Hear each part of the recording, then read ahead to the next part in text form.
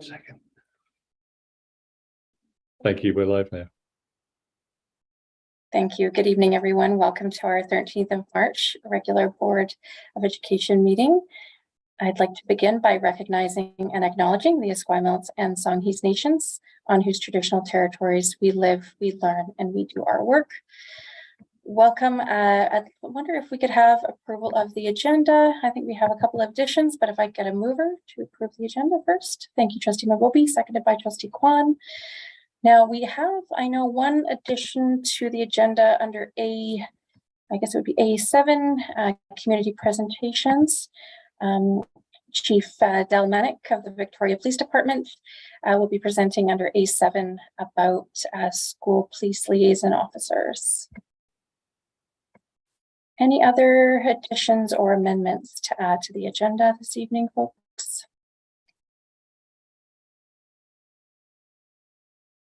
All right, so we do have an amended agenda. We have a mover and a seconder. All those in favor of the amended agenda? And that is unanimous. Thank you, trustees. All right, we have a set of minutes from the 27th of February. I wonder if I could have a mover for those minutes. Thank you, Trustee Kwan, and a seconder. Thank you, Trustee Carmichael. Any changes or amendments to the minutes? All right, hearing none. All those in favor? And that is again unanimous. Thanks, trustees. Moving right along, do we have any business arising from the minutes? Hearing none, let's student achievement. I wonder, Superintendent, if we wanted to introduce a student. Do we have a student with us tonight? I don't see Dania here yet. If she comes in, I'll let you know, but so far not here. All right, thank you very much. All right, well, without further ado, we do have one community presentation this evening. Chief Delmanic, welcome to our meeting. And when you're ready, the floor is yours. I assume that folks have shared the ropes around here, which is basically that our speakers have 5 minutes. I will let you know when you're about 1 minute away from that point. But when you're ready, the floor is yours. Okay, perfect. Well, thank you for accommodating me to the agenda tonight. So just part of my background, I'm in Phoenix, Arizona on holiday, so the lighting's not perfect here. Again, thank you for allowing me to speak tonight. I'm here because I read through your public package for today's meeting, and I'm aware of the letter from the Greater Victoria Teachers Association regarding police presence in schools. I am very concerned about the contents of this letter, and I want to address 3 main points. I want to clarify the actual options presented from the School Police Liaison Officer Program Review Committee to the board. I also want to clarify the role of school police liaison officers and other police presence in schools. And I also want to address some of the statements in this letter, which are quite frankly, grossly inaccurate and do not reflect the local reality. First, I want to be clear that the SPLO Review Committee, in fact, put forward 2 options to consider. Either end the program or continue the program with changes. It is my understanding that the majority of preference from the committee members is in fact to keep the program and to implement positive changes. And that is the recommendation is strongly supported in the results of a survey that the committee conducted, which I'm going to address later on. Second, I want to clarify the current role that the police have in schools, as this letter paints a picture of officers surveilling students and patrolling hallways looking to make arrests. This is simply not true. The role of the school liaison officers is to build positive relationships and trust with students, which organically establishes mentorship and role models. This is incredibly important to keep our youth safe in many ways. One important way is that it reduces the exploitation of youth, whether that's sexual exploitation, which we are seeing increasingly specifically around young men, sexual violence, or presenting recruitment of youth into gangs, which is a legitimate rising concern right here in Greater Victoria. We know that when youth have a positive relationship with a trusted adult, they are more likely to disclose these types of activities and help us take action to end criminal behavior aimed at youth. Officers You may not know this, but officers are hand-selected to be school liaison officers based on their aptitude to build positive relationships with youth, ability to be role models, leading with care and compassion, and a genuine concern about the well-being of students. The program is critical to the safety of youth in our community. The program also allows us to deal with worrisome behaviors that are not criminal, but they're beyond the capacity of school teachers and counselors to manage. That is the reality of what is happening in our local schools today. Police are also in schools to deliver community safety, which consists of creating school lockdown procedures and assisting with lockdown drills, much like the fire department plays in fire drills. Of course, police are often invited to schools and classrooms of all ages at other times, and I can give you countless examples of positive classroom experiences that take place between our Vic PD community resource officers and even from my own personal experiences in visiting schools. Which brings me to my third item. The generalized stereotypes, outdated perceptions, and sweeping prejudice against police in this letter is completely unfounded and inaccurate to the reality of our community. In fact, I can tell you that I find much of the content of this letter extremely offensive. One critical point in this letter and the BC Human Rights Commissioner's letter that it references is the acknowledged lack of Canadian research around the impact of school police liaison officers in schools. There is very little research that reflects the reality of our communities, our relationships, and our justice system. And the recommendations in this letter are based on information that is inaccurate to our experiences. I know I've got about a minute left here. We have 1 minute left. Yeah. So in contrast, I'm aware of the survey that the SPLO Review Committee has conducted locally, and I believe that it better reflects my understanding and in fact, the local reality of police relationships with youth and the desire of our community has for police in schools. So I understand that the survey had significant level of participation from students, former students, teachers, including members of the board and from First Nations and community members. And I encourage you to look at this survey. And in conclusion, from my own experience as a BIPOC parent and a police officer who is engaged deeply with many BIPOC communities, I can tell you that the content of this letter does not reflect what these communities want for our youth. In fact, it is the opposite. I hear the concerns expressed in this letter. It is absolutely critical and important to hear all voices in the discussion, but I can tell you that removing police presence from schools is in such a sweeping manner as is called for by the GVTA is irresponsible and would negatively impact the safety and well-being of students. And I would just thank you for your time. Thank you for your time and allowing me to contribute my voice to the conversation. I look forward to answering any questions that you may have in the future. Thank you. Thank you very much. Trustees, before I move on, did you have any questions? All right. Thank you very much. Perfect. Thanks. Have a good meeting, everyone. All right, folks, so we're moving on to correspondence. We have two pieces of correspondence under B1 and B2. I wonder if anybody wants to, I want to pull one piece of correspondence. That's under our B1, but does anybody else want to pull any of the correspondence?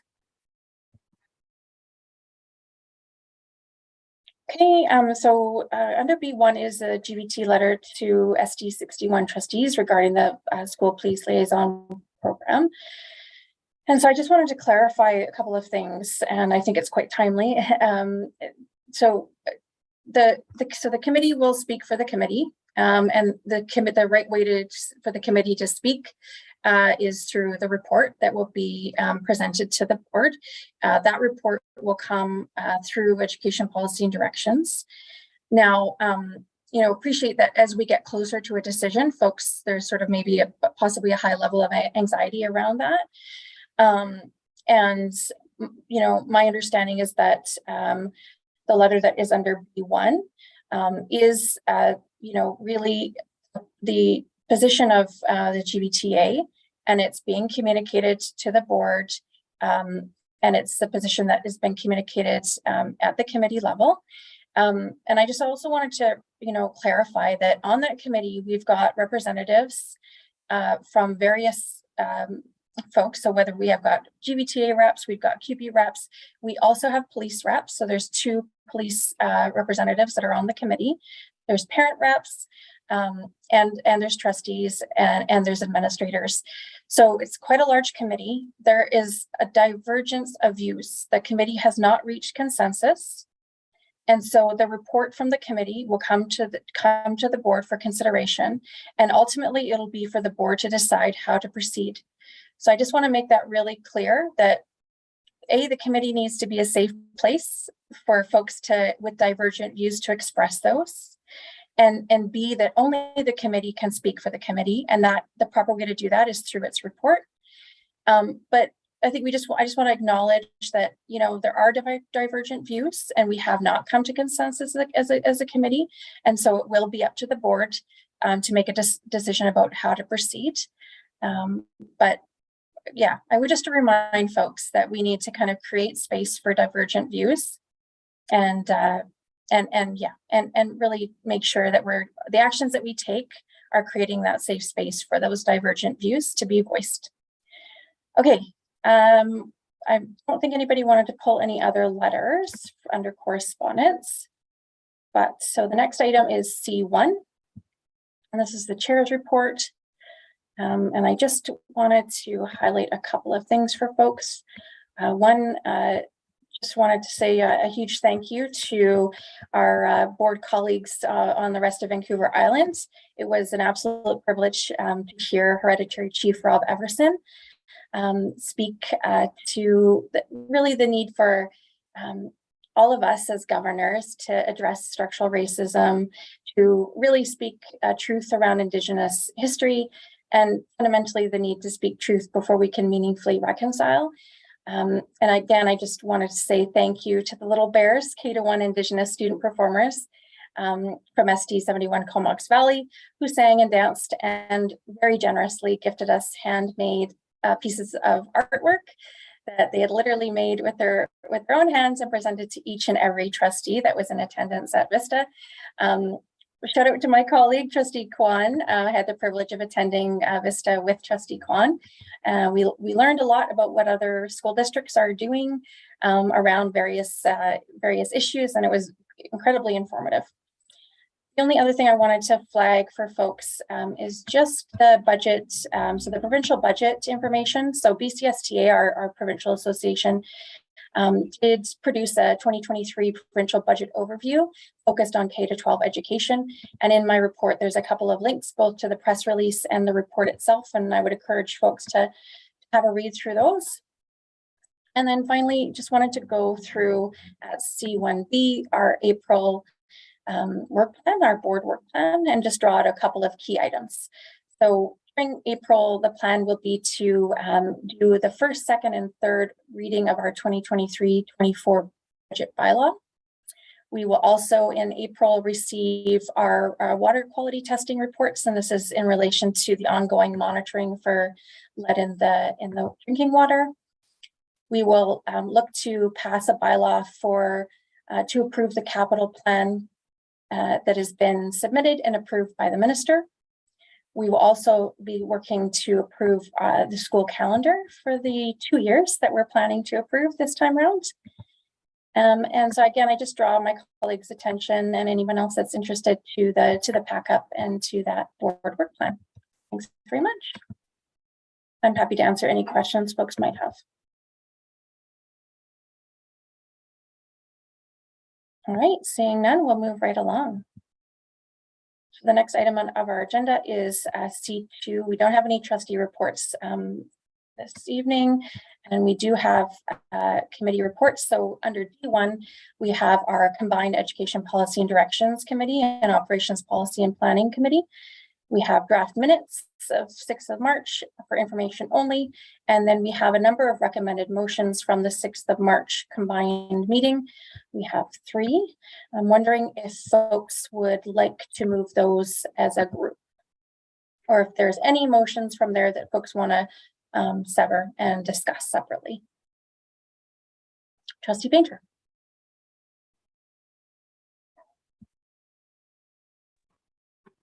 And my apologies, Chair, if I'm jumping the gun. I would like to talk. I'm sorry. I'm just going to stand back. My apologies. I'm jumping the gun. Okay, yeah, no, not to worry. So let's just get back. So we've got 3 motions. Why don't I'll refresh everybody's memories, because it's been a long month, even though it's a short month for us this month. Let me just go to the motions. What I'll do is I'll read the motions as a reminder for folks of where we're at, and then I'll ask for a motion to move them together unless anyone would like to sever one of them for discussion, okay? All right, so the first recommended motion is that the Board of Education of SD61 Greater Victoria direct the policy subcommittee to consider the sanctuary school policy proposal submitted at the 6th of March 2023 Education Policy and Directions Committee by reference to sanctuary school policies implemented by other school districts in BC and relevant provincial policy, and further provide recommendations to the board through the Education Policy and Directions Committee by May 2023 meeting.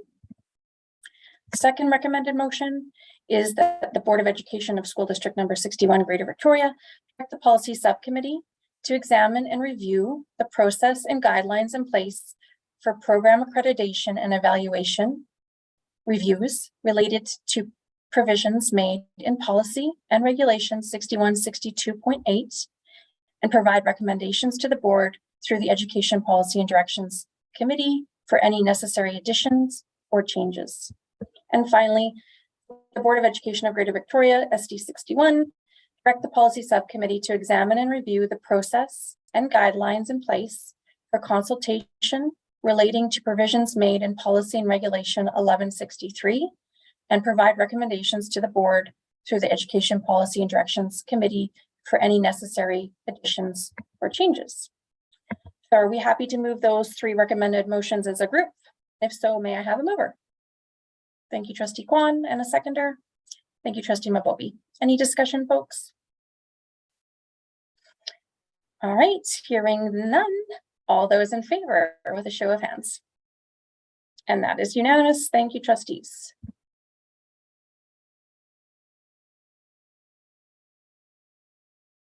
Okay, so next on our agenda, we have our policy subcommittee report and a recommended motion. We've got a terms of reference here. I don't know, Secretary Treasurer, did you want me, or Superintendent, did you want me to go through any of this, or do you want to take the floor and lead us through the recommended terms of reference? I hadn't prepared anything in particular, so if you want to take us through, that's fine. Thanks. Okay. So just at D2, folks, we've got the memo provided by the Secretary Treasurer and the draft terms of reference. I'm just going to open the floor for discussion. And again, the recommended motion is for the Board of Education of School District Number 61 Greater Victoria to adopt the policy committee, the policy subcommittee terms of reference. So any discussion? Yeah, go ahead, Trustee Painter. Thank you, Chair. This is with respect to membership. One thing that was intended at the outset and did occur the first few years that the committee was in place is that the membership rotated on an annual basis so that 2 trustees were selected each year. The intention being to share the experience, ensure that all trustees were comfortable with policy development and, you know, basically the work that this committee does. And I think it in terms of balancing responsibilities and authorities, I think is really good to distribute the workload over the course of the term.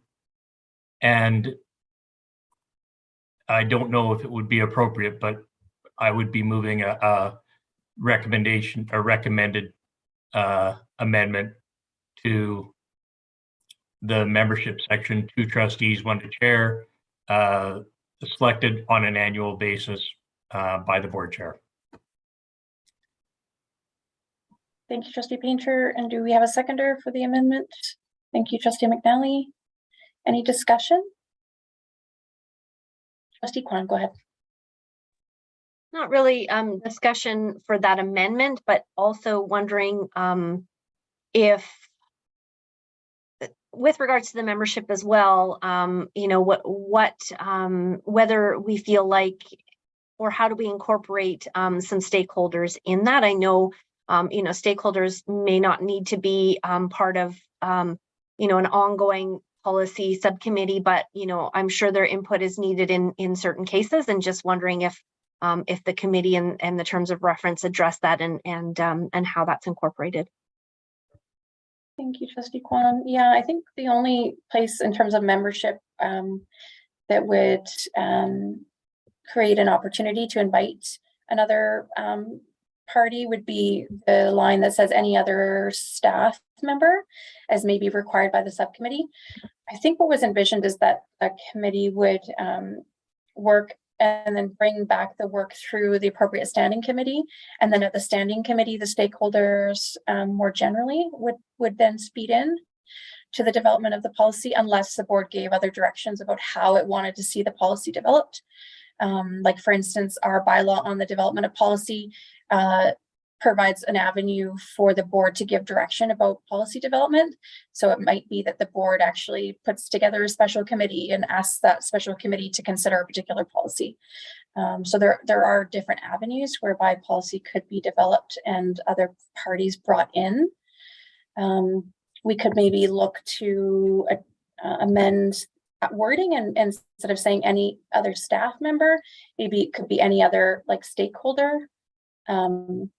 I mean, staff are stakeholders, but it would be a broader statement. Like, for instance, we might want to, in some cases, have you know, a member of BC PAC come and take part in that work. It provides a little bit more flexibility if we say stakeholder rather than just staff. That would be a suggestion of a way forward. Trustee Kwan, go ahead. So yeah, I would recommend that we change that language to say more general stakeholder. Okay, so we do have one amendment that we're just looking to, that Trustee Painter moved, and that was seconded by Trustee McNally. And that was to add the line after two trustees, one to chair. And Trustee Painter, can you just remind us of the wording after that? And then we'll move to your amendment, Trustee Kwan.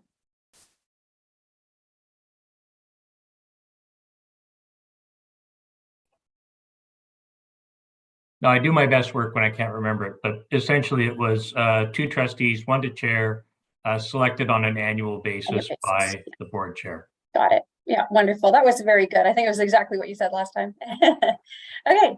All right. So we know, so we've got clarity on the amendments. Any further discussion around that amendment? Okay. Hearing none. All those in favor of the amendments to the terms of reference? And that is unanimous. Okay. Wonderful. So Trustee Kwan, did you want to move that amendment? So it would be amending the word staff and changing it to stakeholder to allow greater flexibility for who might be invited to partake. All right, do you have a seconder? Thank you, Trustee Gagnon. Any discussion? Trustee McNally and then Trustee Painter. Thank you. The current thinking seems to be to include stakeholders and rights holders. So I wonder if we could just incorporate that extra designation. Yeah, that's a great reminder. Thank you, Trustee McNally. Can we do that as a friendly amendment for Trustee Kwan's amendment? Okay, so we're adding stakeholders and rights holders, or rights holders and stakeholders in that order. Be my suggestion. Okay. Any other comments? Discussion? Trustee Painter, go ahead. Just an observation, Chair, that I think what it comes down to is just how broadly we envision the role of this committee. One of the things that occurs to me is that we have a need for ongoing review and updating of existing policy statements and direction. And that's something that we're always playing catch up on. I think that this small group committee is a pretty effective tool in that regard.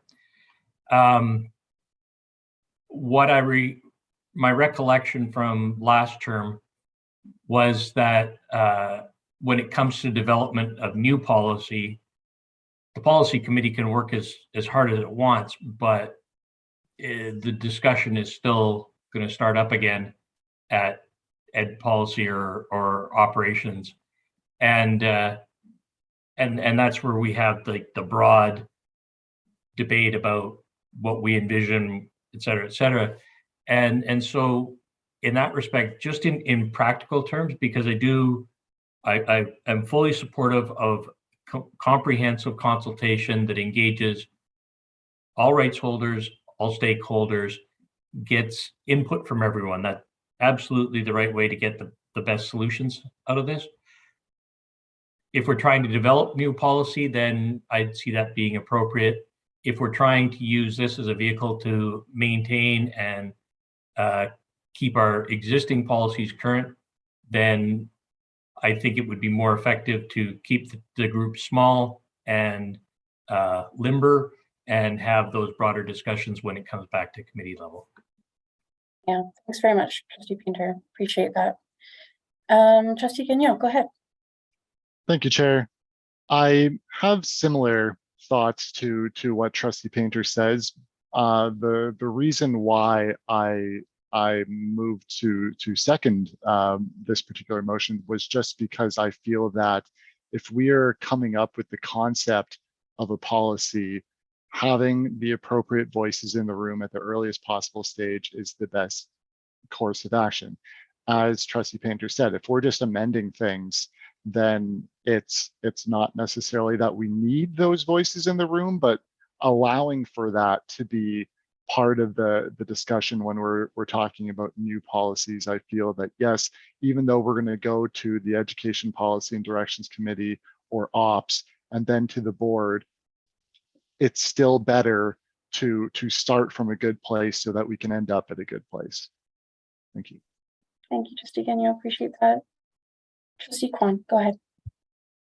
Yeah, and further to what Trustee Gagnon was saying, I think really the nuance here is that the third line of that membership is any other staff member. Instead of staff, we're saying any other rights member or stakeholder as may be required by the subcommittee. So they wouldn't be necessarily a member that sits on there every time, but we would ask them to attend if we were working on something that we wanted their input with. And that's my understanding of that amendment. Yeah, that's right. Yeah. Yeah, so just read instead of staff, it would be any other rights holder or stakeholder member as may be required by the subcommittee. Okay. Trustee McNally, go ahead.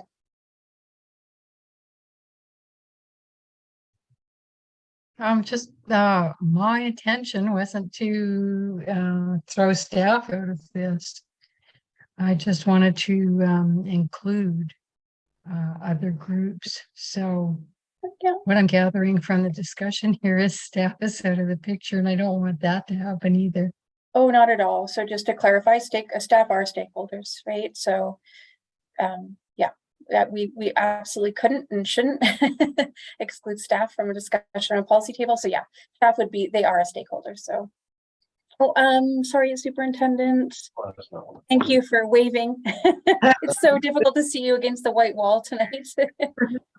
Sorry, just wanted to clarify with language, we typically don't associate staff with stakeholders specifically. So if we are differentiating, it would probably just be good to maintain the staff, rights holders, stakeholders, staff. Okay, so you're suggesting that we consider an amendment to the amendment. So it would read, let me just go back. So it would read any other staff member, rights holder, or stakeholder as may be required.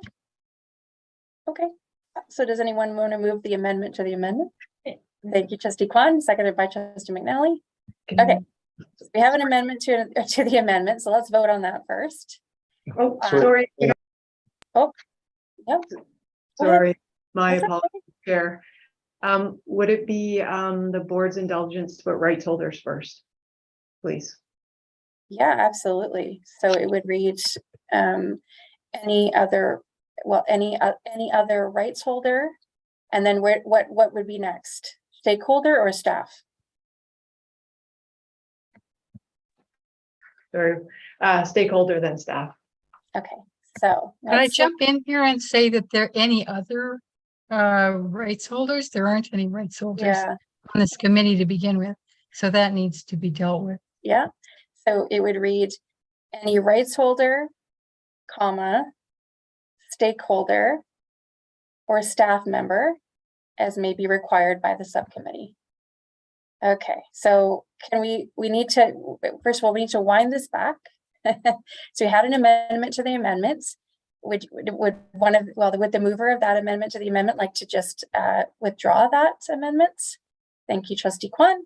Okay, so we have another suggested amendment to the amendments. May I have a mover? Thank you, Trustee Kwan, and a seconder. Thank you, Trustee Gagnon. Okay, everybody clear on what the amendment to the amendment is? Let's go back. Okay, so we would read any rights holder, comma, stakeholder, or staff member as may be required by the committee. Okay, are we all good? Okay, I'm going to call us to a vote on the amendment to the amendments. All those in favor of the amendment to the amendment. And that is unanimous. Thank you. Okay, so we have an amendment now, an amended terms of reference. We did it. So we've got an amendment, amended terms of reference. So I'm going to, unless there's any discussion around the amended terms of reference for the policy subcommittee, I'm going to call us to a vote. All right, all those in favor of the amended terms of reference for the policy subcommittee with a show of hands. All right, wonderful. And that is unanimous. Thanks, trustees. And thank you to our senior leadership team for helping us work through that. Make sure we've got some well thought out amendments. Okay, so let me just guide us to our next part of our agenda. So we've got sorry folks, just bear with me while I go down, find my spot again. All right, so we've got our budget advisory committee at D3. There's A, B, and C. There are minutes of the various budget advisory committees, and then budget public meeting on March 7th, 2023 feedback. Secretary Treasurer, did you want to speak to these items? Thank you, Chair. Yeah, so the February 23rd minutes and the March 2nd minutes are the approved minutes by the Budget Advisory Committee for information. I've also included the budget public meeting on March 7th, the feedback, and there were some revisions made. So at the Budget Advisory Committee meeting where the report was initially presented, was requested that we add a breakdown of the participants. So that's been added into the participation section. Was also in the agenda package that went out to the board, not the one that went to the Budget Advisory Committee. The actual presentation from the meeting was missed, so it was excluded. So we've added that in. And then subsequent to the package being sent out and posted to the public, we received a phone call regarding the handwritten comments that were included and a concern that we didn't clarify at the beginning of the meeting that their handwritten comments would be scanned in and attached to the agenda package. And so not knowing which comments they were referring to, we've actually removed all of the handwritten notes and comments just to make sure that there isn't any concern out there around handwriting. So what is included is a transcription word for word from the comments or the notes from the tables, as well as the feedback cards. So everything is still there. We've just removed the handwritten comments from the document that will be posted to the website for this meeting, as well as for the Budget Advisory Committee. For the public meeting, there's a report that is posted separately. So what is reflected in that second agenda that was sent out is what will be posted on the website. Thank you very much, Secretary Treasurer, for walking us through and clarifying. Appreciate it. Any questions for the Secretary Treasurer in relation to that agenda item?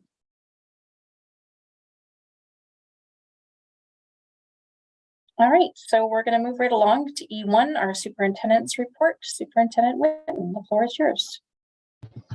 Thank you, Chair Duncan. For the board, I prepared a memo for this month, or the month up to today, which is very short. You'll see that on the agenda pack up, I think 203, but I'm not sure if everyone has that.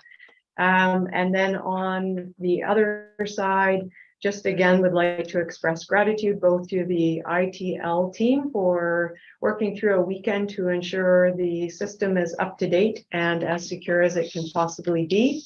And also gratitude and appreciation to the students and the staff and to the trustees and to the parents and the learning community for all of the work that we've been seeing and we've been experiencing, and people have been, the opportunities that have been presented. January, February, March sometimes is quite long before we get to spring break. And I know that people are ready for a break. I know that they've done exceptional work in the time and just want to reach out and be really grateful for that. Lots of opportunities for students to participate in music, to participate in musical theater, and also athletics and many, many other things. So just again, that's great gratitude to the staff putting those opportunities out for students. Thank you, Superintendent. Your trustees, do we have any questions for the superintendent in relation to your report this month? Seeing no questions, would someone like to move to receive the superintendent's report, please? Oh, sorry, Trustee Kwan, go ahead. Sorry, and I think Trustee McNally had her hand up as well. So I'll be quick and then I'll let her go. I just wondered, actually, just one thing. Wondered if the superintendent would be willing, moving forward, to. I noticed that on your report, our school visits, and I just wondered if moving forward, if we could get a list of schools, or maybe that's not feasible if you're visiting all of the schools, but just wondered if we could maybe just have a little more clarity on that. Thank you, Trustee Kwan. Superintendent? Yes, I can add that. I definitely am not able to get to all schools as much as I wish to. So it would be fairly easy to list the ones that I am able to get to. So for sure, I can put that in the list. Thank you, Superintendent, and thank you, Trustee Kwan. Trustee McNally, go ahead. I'm sorry, my mind has gone to the last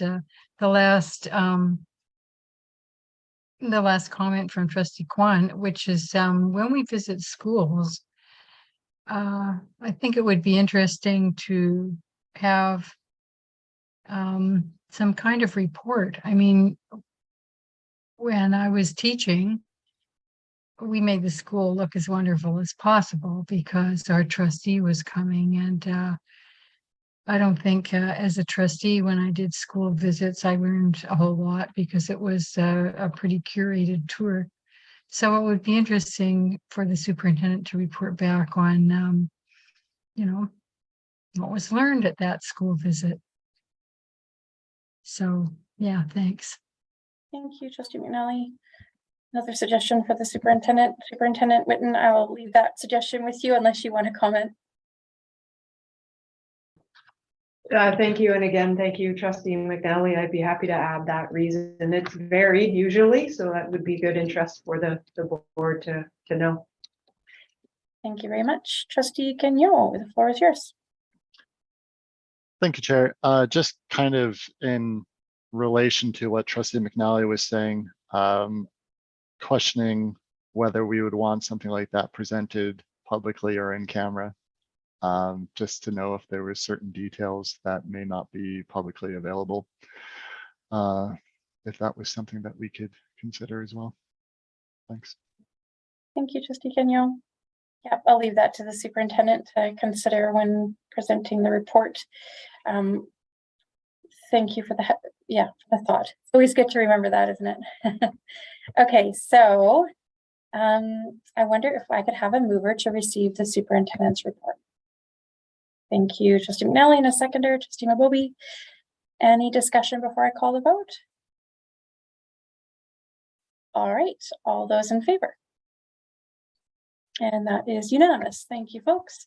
Okay, so now we're moving on to E1B, which is the International Student Program Memo. Superintendent, go ahead. The floor is yours. Thank you, Chair Duncan, again. So you'll see in the packet that there is information, and this information is meant to assist the board in deliberations at agenda item H1B. So I'm not sure if the chair would like us to go through this or to hold it until the motion that is at H1B. I mean, I think it's here in our agenda, so I think it's good for us to get into it, and I think it'll be an opportunity for trustees to ask questions of clarification. So yeah, I'm not sure if you're going to present that memo or if I should just open the floor for questions. You let me know what works for you. Oh, I'm on. I am happy just to open it. We have also with us Director Davis for International Program and District Principal Sean Powell, who is looks after transfers and registration. So, and Associate Superintendent Tom Arts, who is also works closely with secondary schools, and Deputy Superintendent Harold Caldwell, who works with middle. The purpose of the memo is just to provide that both historical information from the work that resulted in the 2016-2017 school year around student transfer and registration data, and as it relates to the notice of motion that you see in front of you at H1B, gives some background as to how and what this committee was tasked with discussing and coming up with. Included in that is the policy and regulation that occurred. You'll see that there's a memo dating June 26, 2017 that does speak about international program and the priorities placed was around the catchment students attending their catchment schools, which you see reflected in the policy, 5118 student enrollment and transfers, and just giving some historical information on prior to the 2018-2019 school year. You'll see the priorities were set at the 5 listed there, and after beginning in 2018-2019, the new priorities are listed, which is what formulates the basis with which decisions are made, both with student registration and transfers as they're prioritized there. But also separate to that is included in the memo was how the international student program followed a separate placement process. And so when we're looking at the student enrollment priorities, as you see listed, we're also looking at a separate process for international students, and just wanted to be clear of that. Also, as it relates to the motion, some considerations for the board as it moves through the deliberations regarding the financial impact.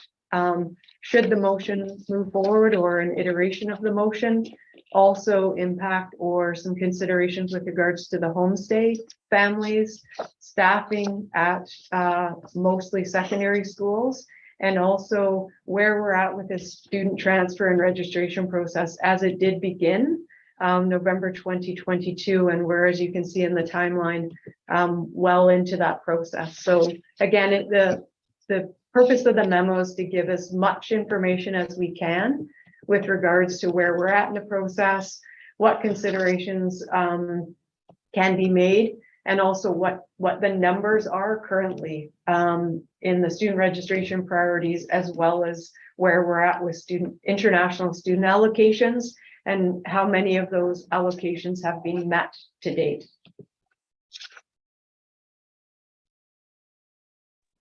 All right, thank you, Superintendent Whitten. We are going to open the floor to some questions regarding the memo. Trustee Kwan, go ahead. I have some specific questions about some of what was in the memo, but I thought we might start off and really, if we could just get a general idea of the process of, I'm hoping that Mr. Davis can walk us kind of through the process. And, there was reference to, filling out applications on IRCC 8 to 12 months before they come. So kind of just walking us through the process of how international students are accepted, and then how they're placed in schools and homestays and that kind of thing. I think it'll just give everyone a little more background information and set us up for, kind of what we're looking at. Thank you, Trustee Kwan. Mr. Davis, the floor is yours. Okay, through the superintendent. So if you look on E, that's kind of the placement process in a nutshell. And it starts typically 8 to 12 months prior to arrival in let's say if arrival is a September start date. The reason why it starts so early is students need to apply for a study permit in order to be able to enter Canada. And that study permit processing time varies depending on the region where students might be coming from. In addition, there's the application process where a student would submit an application to international education, time for review, and all of those pieces. And then also the third aspect of the application process is homestay placement, which finding a teenager a home that they're going to be comfortable in, that has hopefully an ideal match, takes a lot of time. And the other piece with homestay placement is finding suitable homestay families in the Victoria area, which over the last several years with the pandemic has been quite a challenge, as many homestay families move in and out of hosting. So I mean, I hope that answers. It's kind of big picture. Trustee Kwan, yeah, okay. Through the superintendent. Yes. Thank you, Mr. Davis. Trustee Kwan, go ahead. Yeah, if I may just follow up. Thank you for that. That's informative. I actually further to that, wondering, kind of when we're looking at filling out that, I'm assuming that IRCC or applying to us first and then going through the IRCC for process is kind of the first thing you would do, 8 to 12 months out, and kind of what the steps are closer to, let's say their start was in September, how many months out would some of these things happen as far as school placement and then homestay placement goes, and how does that kind of fit in with the process for our local students, and where does it overlap, or how are ISP students placed in relation to when we do kind of our district numbers as well? Okay, in terms of that process, well, it's as noted in this memo, it's a separate process because of the many moving parts. As families internationally are, of course, looking at our school district, looking at our cities, looking at all of our schools, and when a student applies for the program, we would provide a school placement upon application, right?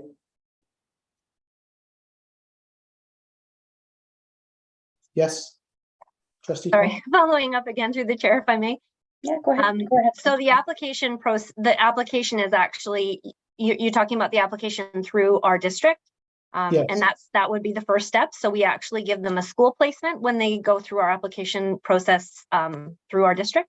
Yep, that's step one. Yeah. Okay, thank you. Yeah. And can I add something? Yeah, go ahead. In order to apply to IRCC Immigration, Refuge, Citizenship Canada, you need a letter of acceptance from a designated learning institution, which we are, and that needs to denote district school location, right? And the initial letter of acceptance that goes out, once that also goes out with an invoice for fees, and then fees are paid, and what's called a letter of acceptance guarantee goes out to ensure that students can apply for that study permit. And that's not a process that's unique to our school district. It happens across the province, across Canada. with over 128 school districts that have international education departments and at the post-secondary level. So it's a standard operational process in this international education area. Thank you, Mr. Davis. Trustee Painter, go ahead.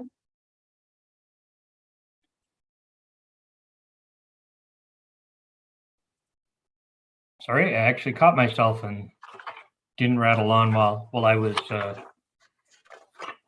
on mute. I'm not sure directly who to ask questions to, but and I appreciate there was probably a desire to kind of distill down to the fine elements. But when I looked at considerations on page 207, I ended up with as many questions as answers here. For example, there was a perspective that that a change to the registration process could result in a loss of 125 to 258 international students not enrolling in the international program, and that was considered conservative. And with that in mind, could I get some sort of background on what was the thinking that led to those numbers, and what was sort of the model that was being evaluated in terms of saying we would lose this many students? And so I'll direct that to whoever can answer the question. Yeah, I can answer the question, Trustee Painter. The way that that statement was considered was international students, when they're looking at a school district, they're not just looking at the city, they're looking at a school. So if a school has, say, a specific program they're interested in, say it's musical theater, and that particular school in Victoria School District was not available, they will go find, the student would go look at, say, another school in British Columbia or across Canada or perhaps New Zealand that might have that particular program. So if we were in a position where certain schools were not available or spaces were not allocated, we would lose students coming into Victoria.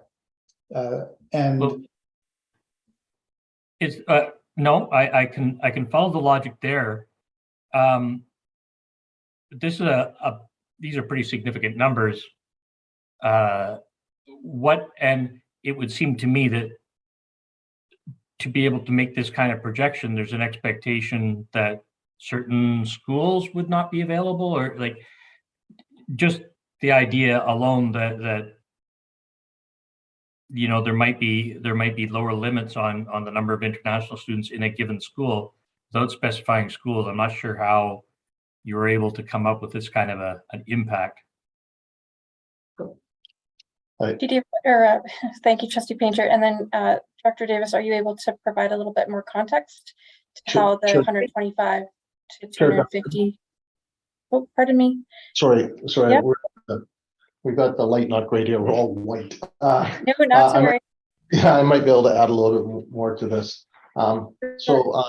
Trustee Painter, when we look at the number of students who are on a wait list right now to come into some of our schools, if there were no international students in those schools and all of those students went in, over the 4 years, we'd have some schools that would not be able to accept any international students at all. And as Director Davis was mentioning, those students then may not decide to stay because they haven't just applied to Victoria School District and said, I'll go to any school in any one of the 7 schools. They've asked for specific schools. And so potentially, if this changed the process, we potentially could lose that many students out of those schools, which would then have that financial impact. It wouldn't be immediate, it would take time, but when we look at the wait list currently and we put those students in, that would be potentially the reality. I think possibly just to clarify, part of the confusion is, around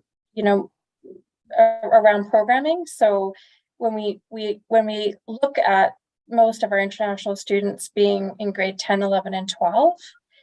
And then we look at the programming and offer at our various high schools. I suppose really it might be helpful to kind of clarify what programs at particular schools are attracting international students. That's a great question, Trustee Duncan. They're attracted to everything from robotics to musical theater, diverse interests. It's a very broad spectrum. So I wouldn't want to say there's one particular program that is attracting all of the students. It's families do very intensive research and look at school websites, request information from international education about all of our wonderful schools, and want to know down to the level of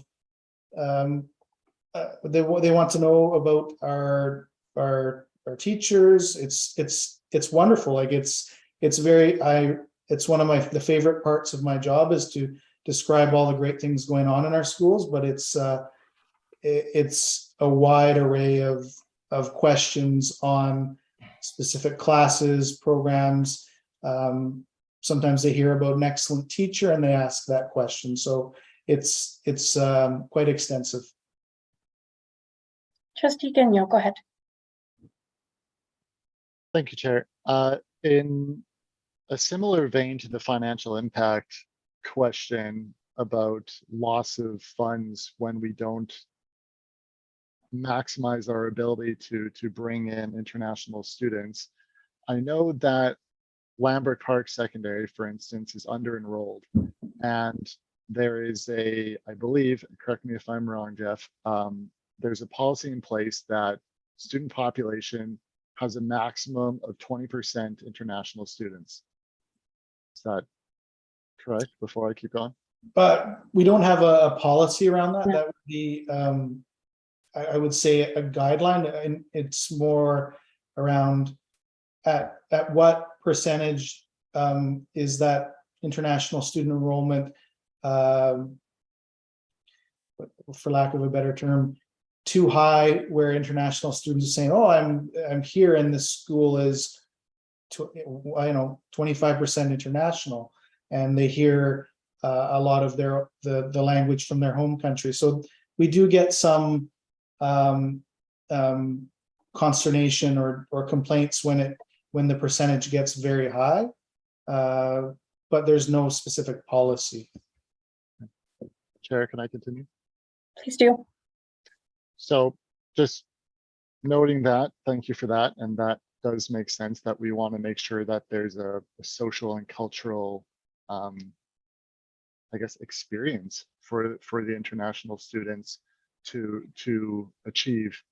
But knowing that there are certain schools like Lambert Park that have that number that is basically at the upper threshold, and that's an under-enrolled school where there's room for additional students. And then we look at other schools like, say, Oak Bay and Spectrum, where they're maxed out total capacity wise, but they haven't met that threshold. So international students that possibly could be going to Oak Bay and Spectrum can't go because there's no space, but they can't go to a place that has space like Lambert Park because we've met the threshold.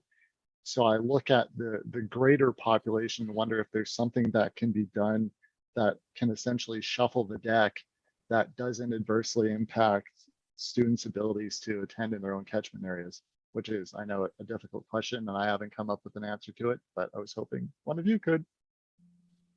Thank you, Trustee Gagnon. Yeah, I think it's a great question.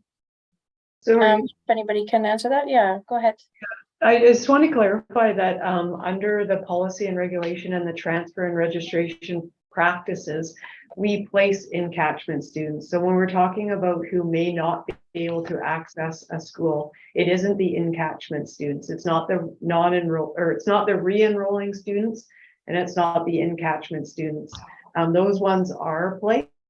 It is moving further into the priority list. So just wanted to make sure we're not talking about in catchment, and just with our policy where it does state that students are best served as students attend their catchment schools, that is what we're trying to ensure. And just to clarify, just again, and for the rest of the board, so our policy, so the board sets the direction when it comes to student enrollment priorities. And those enrollment priorities 1 to 6 are posted on our website is required by law.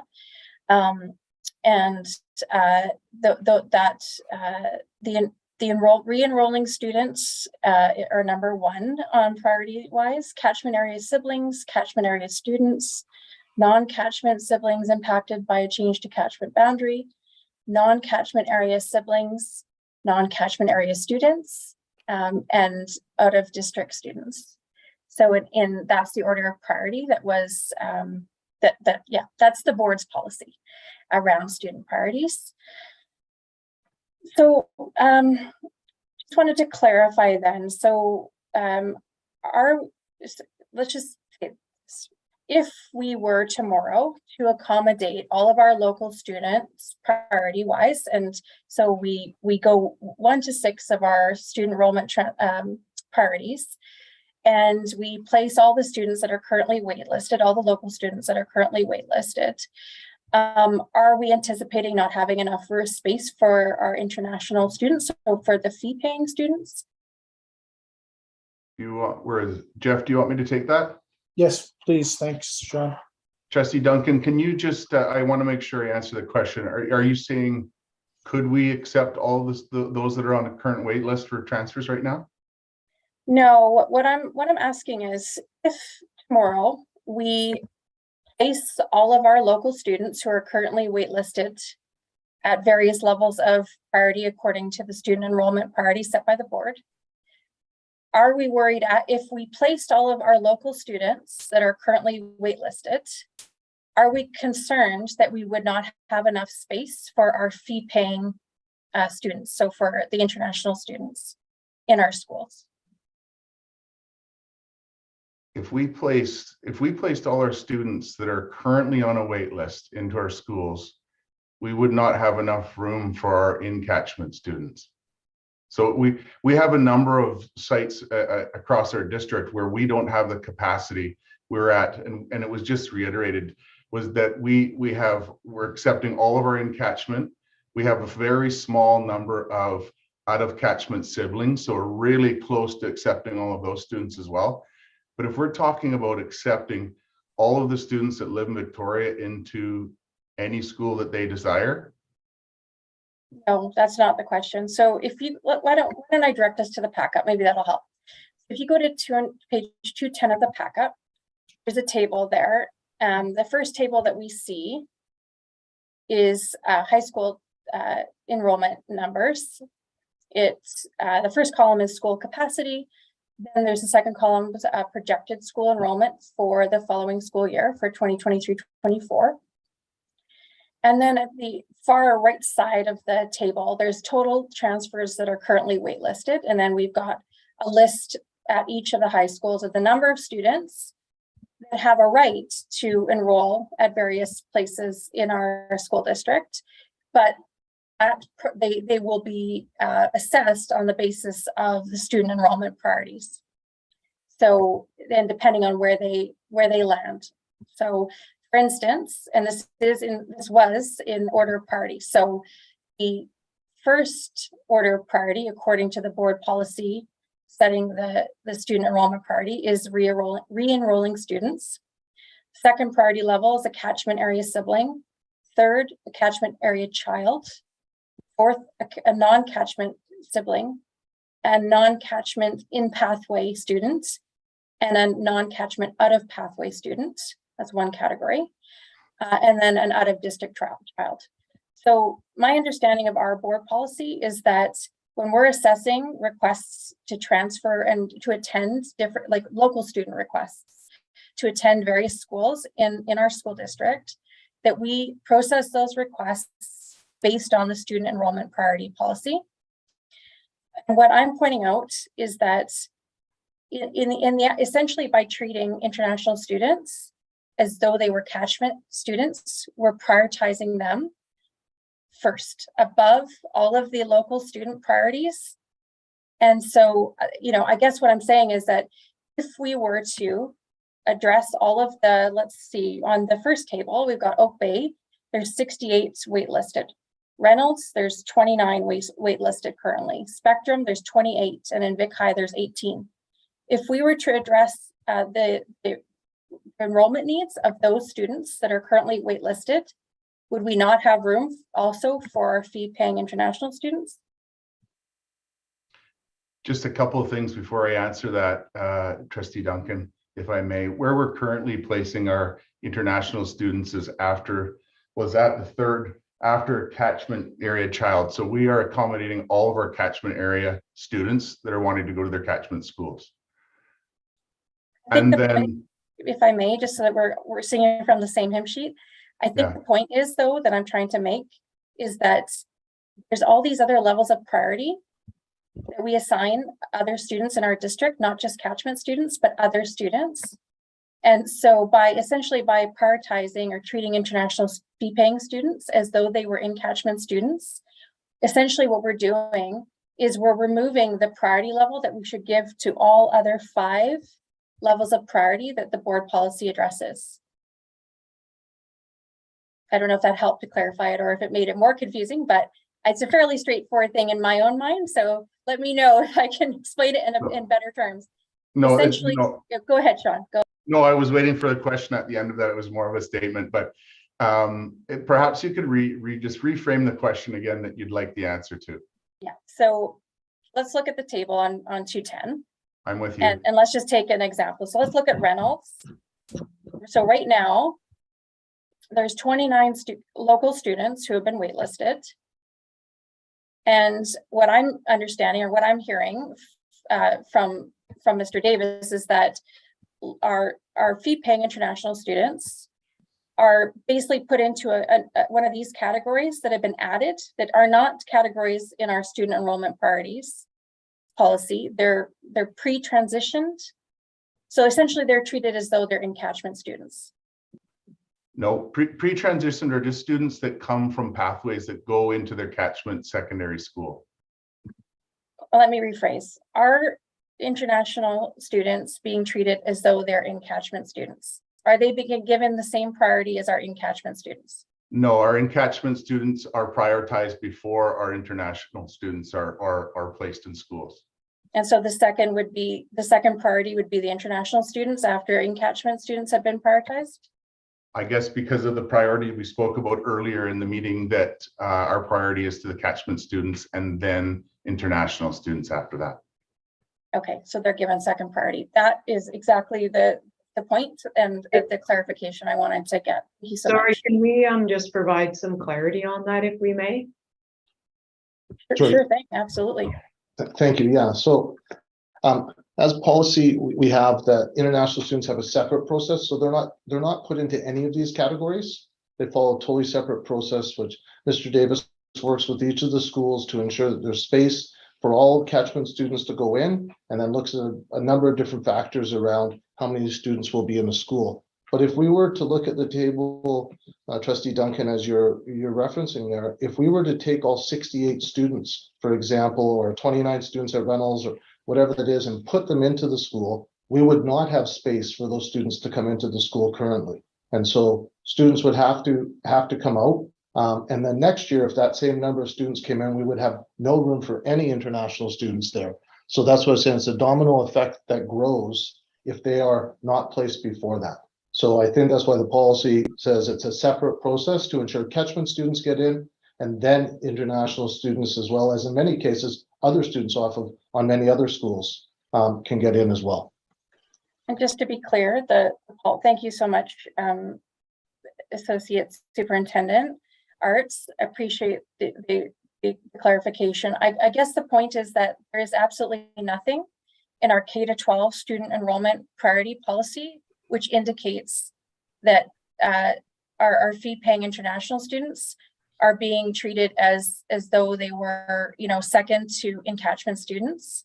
And so we can get to this later on in our agenda, but I really wanted to clarify kind of, what's happening here, because it is so very important, because it has such a significant impact on our local student population. So I do appreciate the attempts to clarify. I see though that one of my colleagues has a question. So Trustee Painter, I'm going to give the floor to you. Thank you, Chair. This is a question with respect to just capacity. And I note just from the tables that are presented both on 210 and 209, when I look at them, I note that Oak Bay has actually been over capacity for the last 2 years. 1367 versus a capacity of 1300. This year, 1400 versus a capacity of 1300. And yet it's still, well, perhaps second to Mount Doug is one of the largest international populations. So I don't quite understand where if we're over capacity, why we continue to add international students like in excess of capacity. That's it's not clear to me, especially when I look at it and see that there is capacity in other schools. Thank you, Chair. Yeah. Yeah. Was there anything that folks wanted to add in relation to that comment? Yeah, thank you, Chair. Trustee Painter, you'll notice that the number of international students, for example, at Oak Bay is declining each year here, as that factor is being looked at and addressed. I wonder then. Go ahead, Trustee point of Painter. clarification, Chair. Yeah, go No, ahead. I do appreciate that numbers are declining somewhat, although, you know, in theory, at least during COVID in 2021, Oak Bay had 110 population. So it's grown, it grew by 40 FTE up to 2023.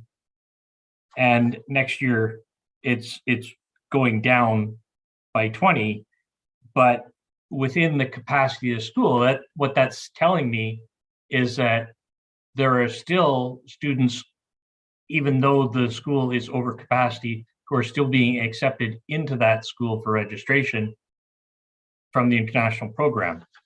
So. Thank you, Trustee Painter. Yeah, I think that's certainly the question that was left in my mind as I read through these, through the memo, is just, you know, a query as to, you know, why we wouldn't address the local student needs first. And those needs obviously need to be addressed in the context of current space.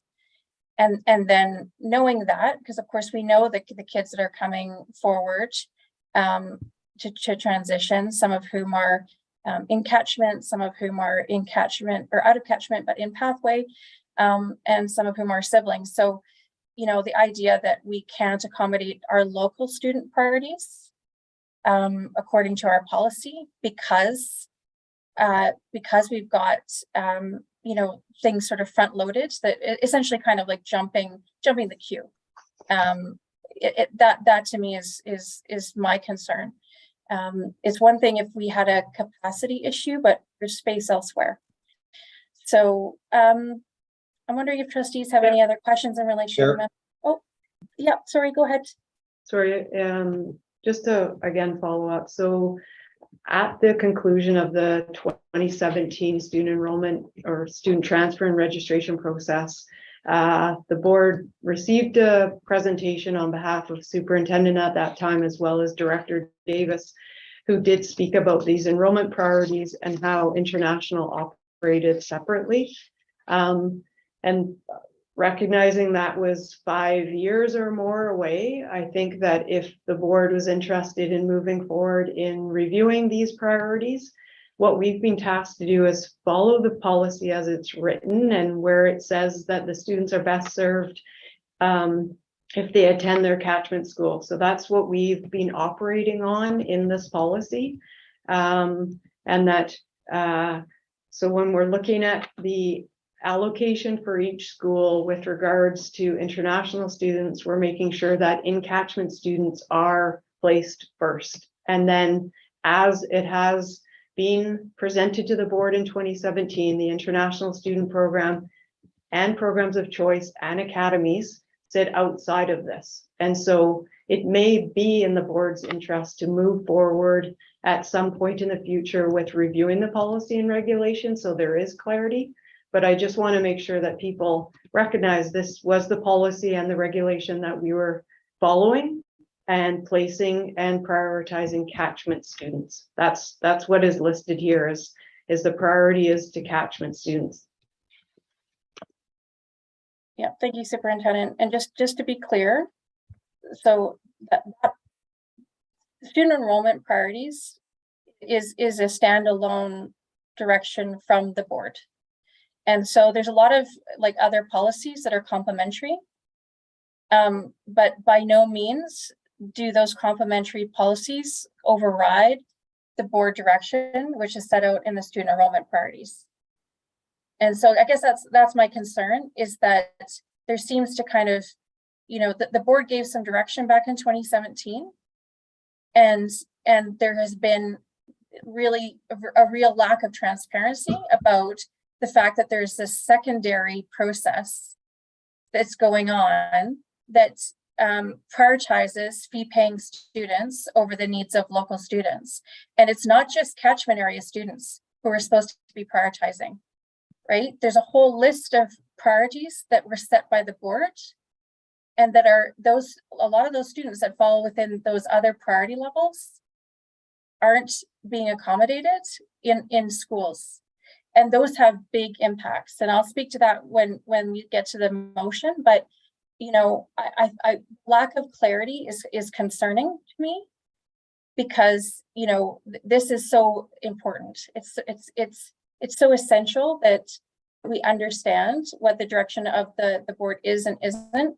And if there is a secondary process going on, it prioritizes certain students. And it's really for the board to give direction about what that looks like. And so, you know, I guess my other concern here is that, you know, if there has been some lack of clarity about the board's direction, then it's, you know, that's unfortunate. But, you know, from my perspective, it's clear what the student enrollment priorities are in our school district. And so, yeah, I think it's unfortunate that there seems to be all this confusion. And I do appreciate that when in 2017, when the board at the time made the decision around student enrollment priorities, that the intention was to address space concerns. So concerns that the school district was growing and that we were going to have some capacity issues. And so in order to be fair about student placements and the priorities that were given to each student, we needed to revisit the student enrollment priorities, the rules that govern enrollment. And so, you know, in doing that, you know, my understanding, looking back at the memo and the discussion around the board table at the time, because of course we can just click on the meeting and listen to it, was that the intention was to ensure that we had enough space to accommodate our catchment students first, and then in descending priority, our catchment area siblings, our catchment area students, non-catchment area students, non-catchment and pathway, et cetera, et cetera. And so, you know, we are where we are, but you know, the extent to which there's a confusion is definitely a worry for me, because I think we're missing another context here, which is the impact on our local student population. So one more last opportunity for trustees to ask questions of clarification around the memo before we move on to the next part of our agenda.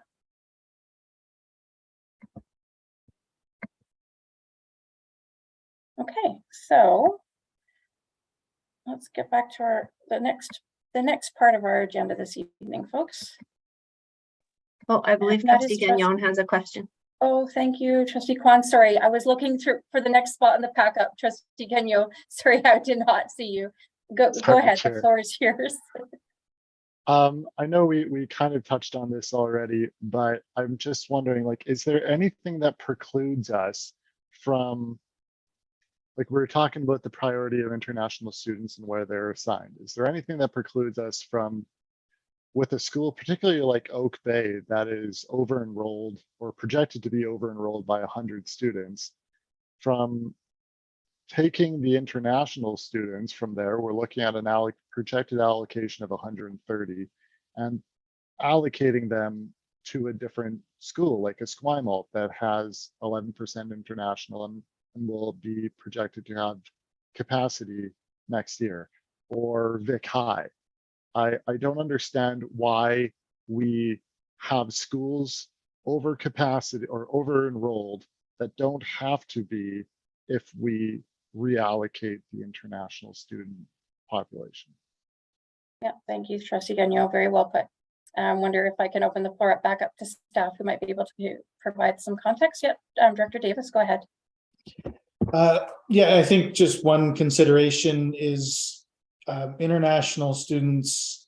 They'll have their school they would like to attend, and I think I mentioned it previously. And if they're not going to attend, whether it's Oak Bay or Esquimalt, they're going to look at all of their other options. They're not going to come to Victoria, period. It starts when they're making a selection, when they're looking at studying in Victoria, Canada. It starts with the school. So I know it sounds as though we can do that. We can, in practice, we can reallocate, but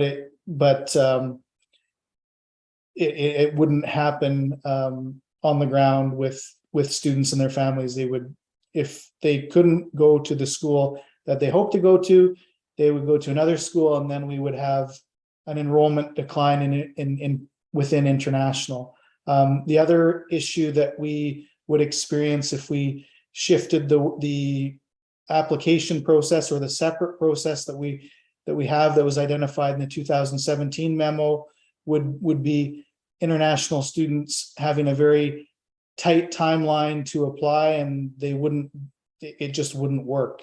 They wouldn't have enough time to get a study permit, work through the application process, get a homestay placement. It would be extremely difficult, and that would also cause an enrollment decline. So I'm just providing the information as I'm interpreting it, and making my projections on what will happen. The other piece I wanted to identify is that international students, they do live in our district.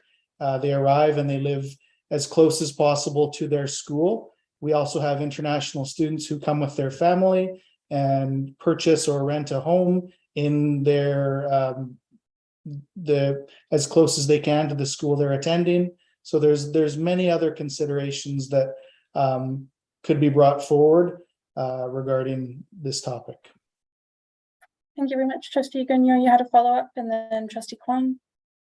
Thank you, Chair. Just kind of a question, I guess, on what is done from a sort of marketing perspective to where is the information being taken from the international student community to say, like, this is why I want to go to Oak Bay, or this is why I want to go to Spectrum, and like, is there any way of leveling the playing field? Not really understanding the process to begin with. Go ahead, Director Davis. Yeah, I'll try my best to give a run at that one. That's probably a pretty long answer, but I'll keep it short. International students, their families get their information from a variety of sources. It could be online via our website. It could be via an educational agency that promotes study around the world at different locations, whether it's Canada, and then they get down to individual cities and individual schools. It could be from direct inquiries to our office. It could be from the marketing and recruitment activities folks in this office complete on an annual basis. So there are many methods that they get there, that international families receive information about our district.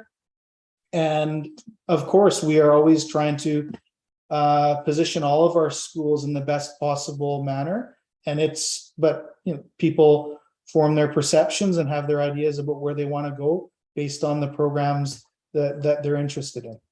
So yeah, I don't, does that answer your question, Trustee Gagnon? Thank you. Yeah, thanks, Jeff. Senior problem. leadership team, I just wondered if you had something you wanted to add to the conversation. I see the virtual hand. Thank you, Chair. Yeah, I just feel that it's important to add to this memo in that Jeff's conservative estimate of losing 2 to 4 million international revenue. We need to keep in mind that international contributes gross profit to our budget, so it helps us to balance our budget. So the percentage is 36.72%. So if we're looking at a loss of $2 million, that's $734,400 that we would no longer have coming into our status quo budget. So that would have to be added to our deficit.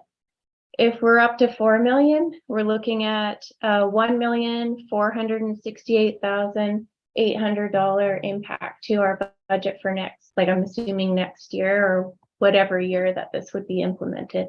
So that's just something that we need to keep in mind, that it's not just revenue and expenses that are hitting international, but it's actually impacting our status quo budget. Thank you, Secretary Treasurer. And I think just to clarify, I think what Mr. Davis said was that over time, he would project to see a decline from anywhere from 125 to 250. I didn't actually hear him say that there would be that many students decide that if they can't go to Reynolds and they instead are assigned to Mount Doug, that they're going to they wouldn't want to continue. But maybe Mr. Davis could clarify that. No, that would, sorry to jump in, and I do think that would happen immediately.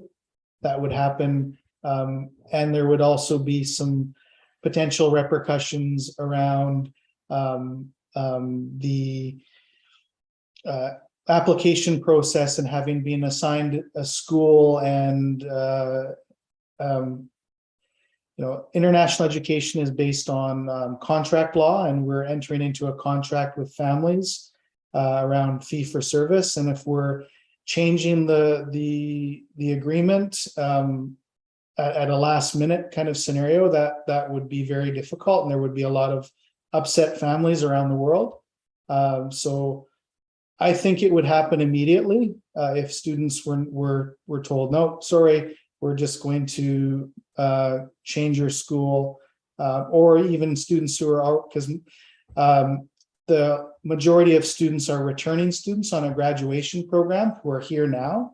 And if they were told, oh, we're going to move your school next year, that would be a very difficult position for the international program in the school district, I believe. So, Mr. Davis, we've got Trustee Kwan and Trustee McNally on the list here. I just want to clarify though before we move on. Are you saying that the school district commits in contract to guarantees a certain school to international students in the contracts with these international student families? We provide a letter of acceptance, which is then used to apply for a study permit and to be able to enter into Canada. And on the letter of acceptance, it denotes school, right? Right, so it's not in the contract, it's in the letter of acceptance. Yeah, and the letter of acceptance is, the letter of acceptance forms the contract with the family once it is agreed to. Trustee Kwan and then Trustee McNally. Thanks. So just wanted to clarify a couple of things. First of all, I understand where Director Davis is coming from with regards to, an international student that might be switching schools in between a couple of grades and returning. However, I do want to remind the board that, this is the same for those students that would be non-catchment but in pathway, and international students would be given priority. So that's the same situation local students are facing as well. They're going to a school where all their friends are, and perhaps they've moved while they've been at middle school or elementary school, and then they have to face a brand new school as well. But my point of clarification actually was around that acceptance letter, and just wanted to clarify that I don't believe that a school name needs to be in that acceptance letter for them to apply for the study permit. I'm just looking on IRCC, and it looks like it needs to be on an official letterhead, show the exact amount of tuition fees you are required to pay, the anticipated starting and finishing dates, and the date by which you need to register. So I don't see anything about a specific name of a school in there. Thank you, Trustee Kwan. Dr. Davis, would you mind just clarifying that? Our practice has always been to identify a school, and I have seen study permits, and this may have changed. I'm not aware of that, but I've seen study permits that denote the name of the school on them, and sometimes they denote the name of the district. So I would have to do some more research on that, but it's always been a practice, and again, it's not a Greater Victoria School District, but a standard within the international education sector. Again, students are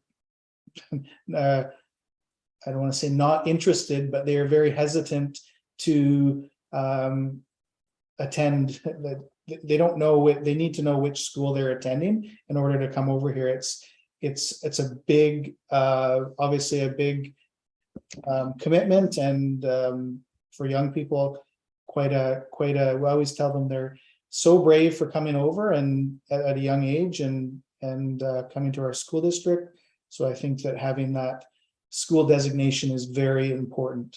And without it, again, I don't want to be sounding like the sky is falling, but without a school designation, I think we would also see enrollment declines. Thank you, Trustee McNally. Go ahead. Thank you.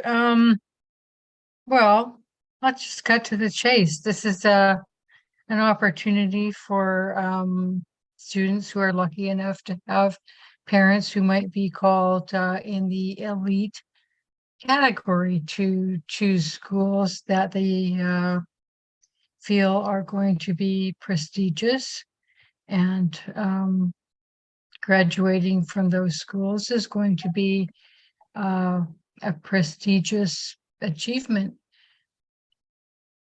I really object to this. It's, you know, if you want to come to another school, another country to study, there are many, many ways to learn the curriculum, to learn about the community that you live in, to learn about the culture that you're immersed in for a short period of time. I'm really unhappy about applicants for, international applicants choosing a school. It's not hard to figure out which schools they choose. And everything you learn isn't academic. We really need to make some changes here. This is, this is a ministry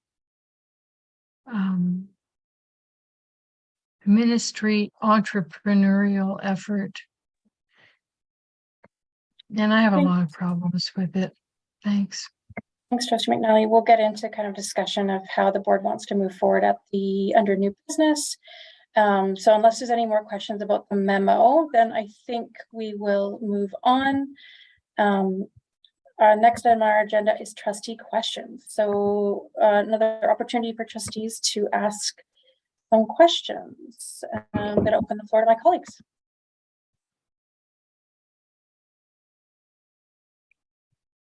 I just had one question that I wanted to direct. I'll direct to the superintendent, and then I'll appreciate the superintendent allocating that question out as needed. I'm hearing from students that they're having some trouble accessing menstrual products in washrooms, and that often they have to, if they want to access the free menstrual products in the washrooms, they have to go to the office. And I'm wondering if how we're sort of keeping on top of making sure we have enough supplies available in the washrooms so that students don't have to go to the office to ask for menstrual products. Thank you, Chair Duncan. We have heard that as well, and we have been in touch fairly regularly or recently with facilities to ensure that they do have the product in the all washrooms. So it's not some washrooms or that students have to travel to the washroom. So we are requesting that and looking to ensure that is available in all schools. Thank you very much. Appreciate that. I'm glad that folks are on top of that. Okay, any other trustee questions before I move us on to Secretary Treasurer's report under E2? All right, hearing none, Secretary Treasurer, I will turn the floor over to you for your report. Thank you, Chair. Included in the agenda package are the activities since the last board meeting. Just a list there. One day I hope to be able to expand on that, but this was a short month, and so I'm happy to answer any questions that you might have. Thank you, Secretary Treasurer. Appreciate that. Trustees, do we have any questions for the Secretary Treasurer? All right, hearing none, I would ask for a mover to receive the Secretary Treasurer's report. Thank you, Trustee Kwan, and a seconder. Thank you, Trustee Mabobi. Any discussion? All right, all those in favor with a show of hands.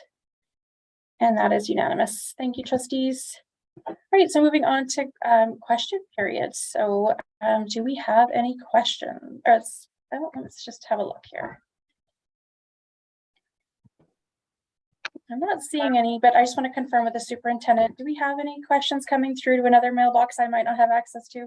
We do. We have one, I believe. Okay. I'll read it out. Wonderful, thank you. So it says, if international students are withdrawn from the district, given we have a $4 million deficit, this means an additional $2 to $4 million deficit to our district for a total of $8 million. I do not want my children to be in a situation where the Board of Education is overstepping their authority. This is not what I voted for. What is the board going to do to fix the $8 million deficit? If all in-catchment children are first priority, then the district is doing their job properly, and I thank them for that. As a board, your priority should be all of the children in all programs. Please let your voting public know what you are trying to do to save money and not continue to cut money we don't have. Regards, a concerned parent from Oak Bay. Yeah, thank you, Secretary Treasurer. Appreciate that question.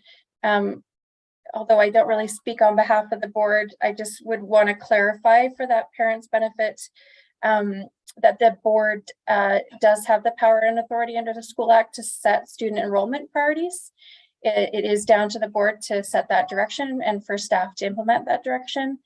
The other thing I would just point the parent to is the student enrollment priorities that are available on our district website. And the only other thing I would say is that the boards of education are set up to support public education and to support the learning and social, emotional, and academic needs of local students. That is our primary and central responsibility. And I know that both myself and my board colleagues take that responsibility very, very seriously. All right, so moving on in our agenda, just want to go back to our backup. We have under G, public disclosure of in-camera items. We have at G1, an in-camera section 72 report for 27th of February in-camera meeting. At G2, a 28th of February in-camera meeting, special in-camera meeting. February or March 6th, another special in-camera board meeting. And again on March 8th, a special in-camera board meeting. All right, so we have reached the new business on our agenda. Now, because I'm moving these motions, I wanted to pass the chairing duties onto my colleague and vice chair, Trustee Kwan. Trustee Kwan, here's our virtual gavel. I'm passing it on to you. Got it. Thank you very much. Thanks, Chair Duncan, or Trustee Duncan, I should say, for these purposes. All right, so under new business H, we're looking at H1, new business A, a motion from last board meeting that was made by Trustee Duncan, and I'm going to read out the recommended motion that the Board of Education School District number 61, Greater Victoria, direct the superintendent to implement a district-wide discretionary spending freeze for the remainder of the 2022-23 financial year, effective immediately. Can I have a motion to put it on the floor? Thank you, Trustee Duncan, and seconded by Trustee McNally. I'm open for discussion. Anyone want to speak to the motion? Yes, Trustee Duncan. Yeah. And then Trustee McNally. Thank you, Chair.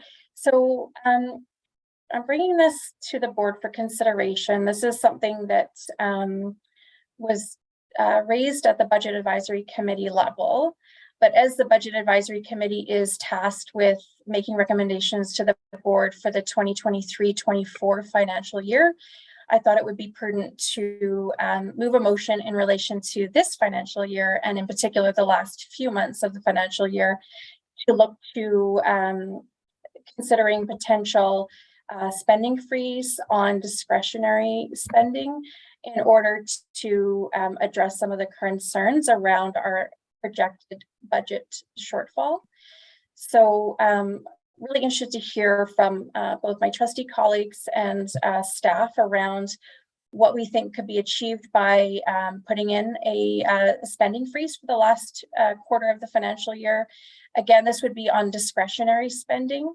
And so I think it would be very important for us to consult with schools to just clarify what we mean by discretionary. I understand that a staff memo went out to school administrators, I think at some point last week, or possibly the week before, just following the combined EdOps meeting where I gave notice of motion relating to potential areas of discretionary spending. So that might be a starting point for those discussions, but we are projecting a shortfall. This is one way where we might, without as much impact on our students, save some money and be in a slightly better position for the next financial year. So that's the intention. Looking forward to hearing some good conversation about what that could look like and whether we want to move forward. Thank you, Trustee Duncan. And just before I move to Trustee McNally, I just want to remind the board that we did receive the memo that was sent out to us and was sent to our learning committee on March 8th. Or sorry, our learning community, that's the word I was looking for, on March 8th. And it has a little more information about what that spending freeze would look like and what the implications would be. So just a reminder there. Go ahead, Trustee McNally. Thank you. Oh, you just muted yourself. There we go. Thank you, Trustee Kwan. I did read an email from senior staff saying that discretionary spending had been suspended, but perhaps I don't have all the details, and I would like to hear from our chair, Nicole, and probably from staff to see what that actually looks like. Yeah, wondering if Superintendent, if you were able to maybe outline kind of the memo that was sent and some of the high level things that were in that memo. Yes, thank you, Chair Kwan. Katrina is just bringing up the memo and then can outline it for the group. If we have the memo. We're finding the memo. No worries. Give us all a pause.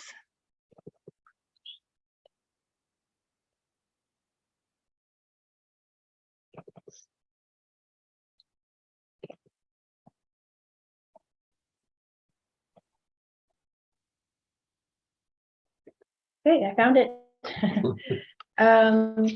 Yeah, so the communication that went out was in regards to Discretionary or non-essential spending freeze in the operating fund, so which is Fund 1. We gave some examples of what we would consider non-essential, as well as some examples of what we would consider allowable. And we've had some specific questions come back from schools and departments regarding this. So just to give you some examples of what non-essential purchase might include. So we just said, here are some items, but they're not limited to these items. There may be others depending on which area you're working in. So travel outside of Greater Victoria is one of them.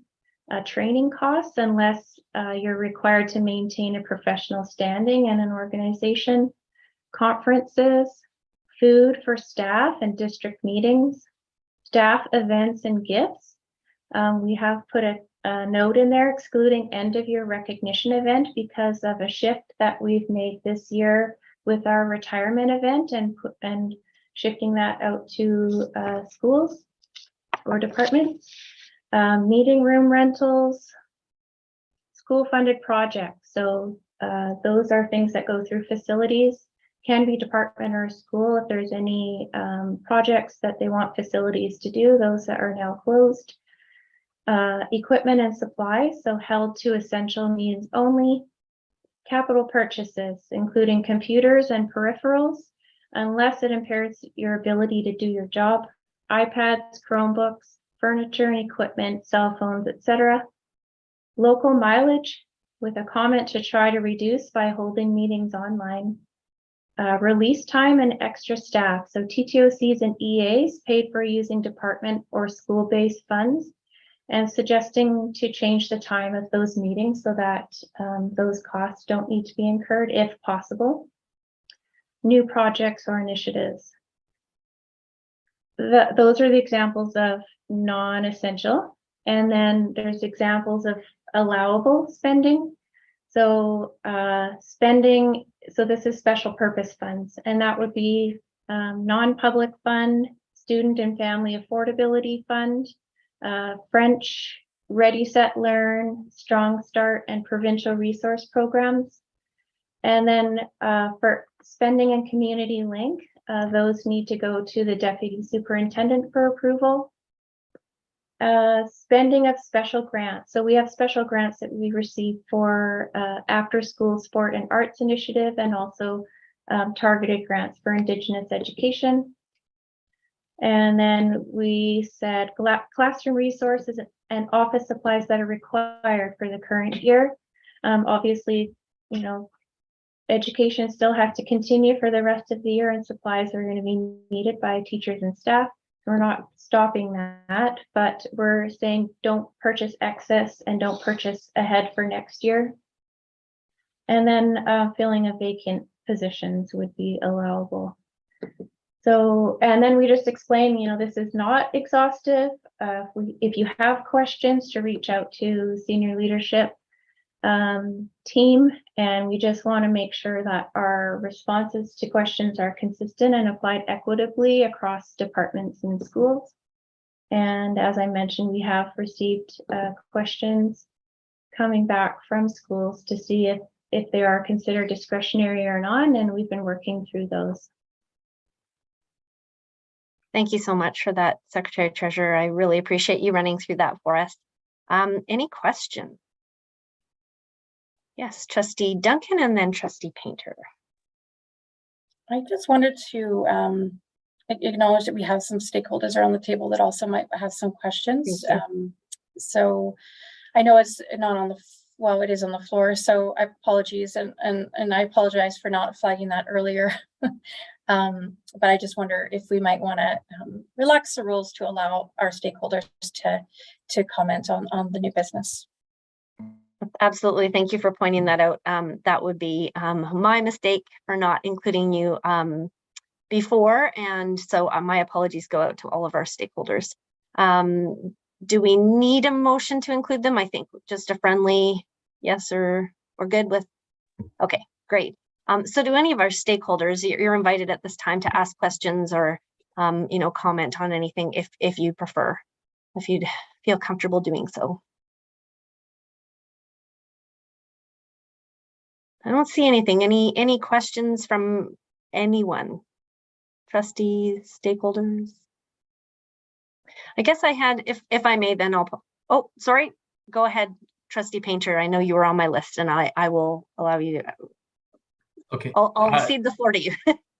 Thank you. I was seeking clarification of the last sentence in the first paragraph. Additionally, there will be no school or department project carry forward requests this year. Is this requests for funds over and above the $40,000 and $80,000 that schools currently are able to carry forward, or is this just zero? Thanks. Trying to understand that question. Secretary Treasurer? Yeah, I can answer that question. Yeah, so for schools, in the policy, it says that they can carry forward 40 for elementary and middle and 80 for secondary.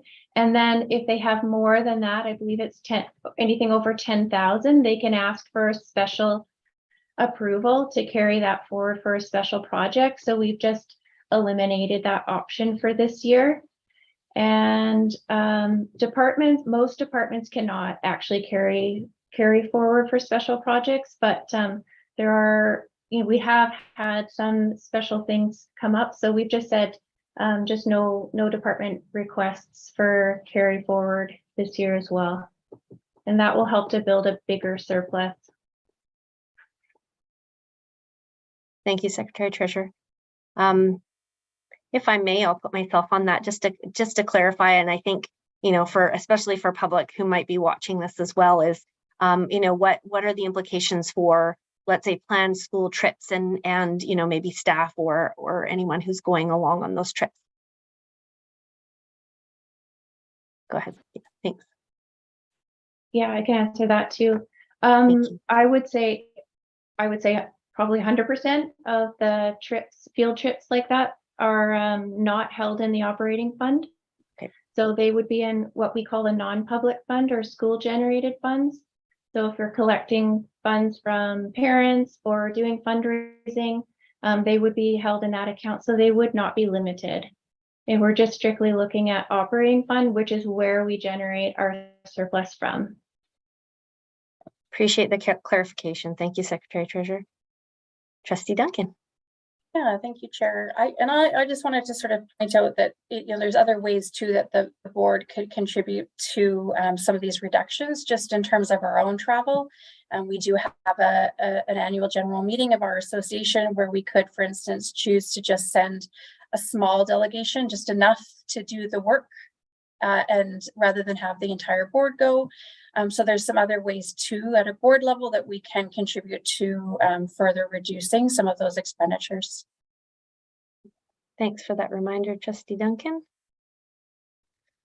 All right, well, any more questions? Any other questions, clarification, anything needed? All right, we have a motion on the floor with a seconder. So I'm going to read the question again, and then we'll put it to a vote. So motion that's on the floor is that the Board of Education of School District number 61, Greater Victoria, direct the superintendent to implement a district-wide discretionary spending freeze for the remainder of the 2022-23 financial year, effective immediately. All in favor? Looks like unanimous. Am I correct? Yeah. Okay. Thank you so much. All right, so we're going to move on to the second motion at H1B, put on the notice of motions last meeting by Trustee Duncan. I'll read out the motion and then look for a first and seconder. That the Board of Education of School District number 61, Greater Victoria, direct the superintendent to ensure that all local student registration, transfer requests, elementary to middle and middle to secondary transition needs are met in accordance with the district student enrollment priorities before placing an out-of-district student such as ISP student. Can I have a motion? Trustee Duncan, a seconder? Trustee McNally. All right, let's look for some discussion. Trustee Duncan. Yeah, thank you, Chair. I just wanted to motivate, if I may, on this one, because there's some complexity here, but I also wanted to boil it down to its essential components from my perspective. So I was certainly not aware that, we had our fee-paying international students being prioritized in this way. When I started to do a little bit more kind of research and ask for some more data, what became clear to me is that we are not following our student enrollment priorities, and that we have sort of a second higher tier enrollment priority process that has not been approved by the board. And so I wanted to kind of bring it to the board's attention because my understanding was back in 2017 that as a result of space constraints, the board revisited student enrollment priorities. And it was as a result of anticipated space constraints that the board decided to adjust those enrollment priorities. And so, for instance, for each of the requests and transition requests, whether it be transfer requests or otherwise, we have 6 enrollment priorities, and students are to be addressed in order of priority. And where there is a competition between students, so for instance, where there's more than one student that has the same level of priority, there is supposed to be a lottery essentially to decide who is prioritized. The priorities, the enrollment priorities say that in the event space is limited and middle or secondary school cannot accept all non-catchment student requests, priority will be given to those non-catchment students already in the determined pathway of schools over other non-catchment, non-pathway students. We then see in our packet at page 209 a table that sets out how many students at high school and middle school are currently waitlisted. We know that 143 high school students within our district are waitlisted. And 49 middle school students are waitlisted. So we're talking about just under 200 local students whose needs have not been met. Going to the question now of who has the authority to make decisions about student enrollment priorities, there seems to be a lack of clarity about whether the board is overstepping or whether the board has the authority to make decisions about student enrollment priorities. And so I wanted to clarify that the School Act requires boards of education to establish rules determining student enrollment priority. And the student enrollment priorities were established by the board. They're on our website and are the rules that are supposed to govern enrollment priority in our school district. And then if you look at Section 74 of the School Act, it also goes into a lot of detail about how a board should undertake that work. It talks about priority levels. It talks about the duty to publish it says, I'll just read it. So at 74, section 74, subsection 6.2, the board must establish rules governing the exercise of its discretion and must make those rules publicly available. And for the purposes of the section, a person's residency is determined as of the date of the application to enroll the person in and when it's submitted to the board. So there was also seemed to be a lack of clarity about, whether or not the board's direction around enrollment priorities apply or not. And I think it's unfortunate that there's been that lack of clarity, but it's very clear in the School Act that it's the board's responsibility to set the rules around which enrollment priorities will be applied and to make the exercise of the board's discretion in that regard public. So I'd also want to just turn, if I may, to the impacts on local students. And this unfortunately really hasn't been part of our discussion this evening, and I think it's really, really key. So in our strategic plan, goal 3, it is to create an inclusive and culturally responsive learning environment that will support all learners' physical and mental well-being. Our FESL document talks about human and social development education, with an outcome at 3, where we commit to making students feel welcome, safe, connected, and severing the connections that students have with their siblings and their peers have significant adverse consequences for both their social and emotional well-being and their sense of connection and belonging. Our primary responsibility as a board is our local students and setting them up for successful transitions. We know that successful transitions are so key to their academic success and their social and emotional well-being. And so I wanted to just kind of draw out what that means in the context of the consideration this evening and the just over 190 students who are impacted by the decision that's before us this evening.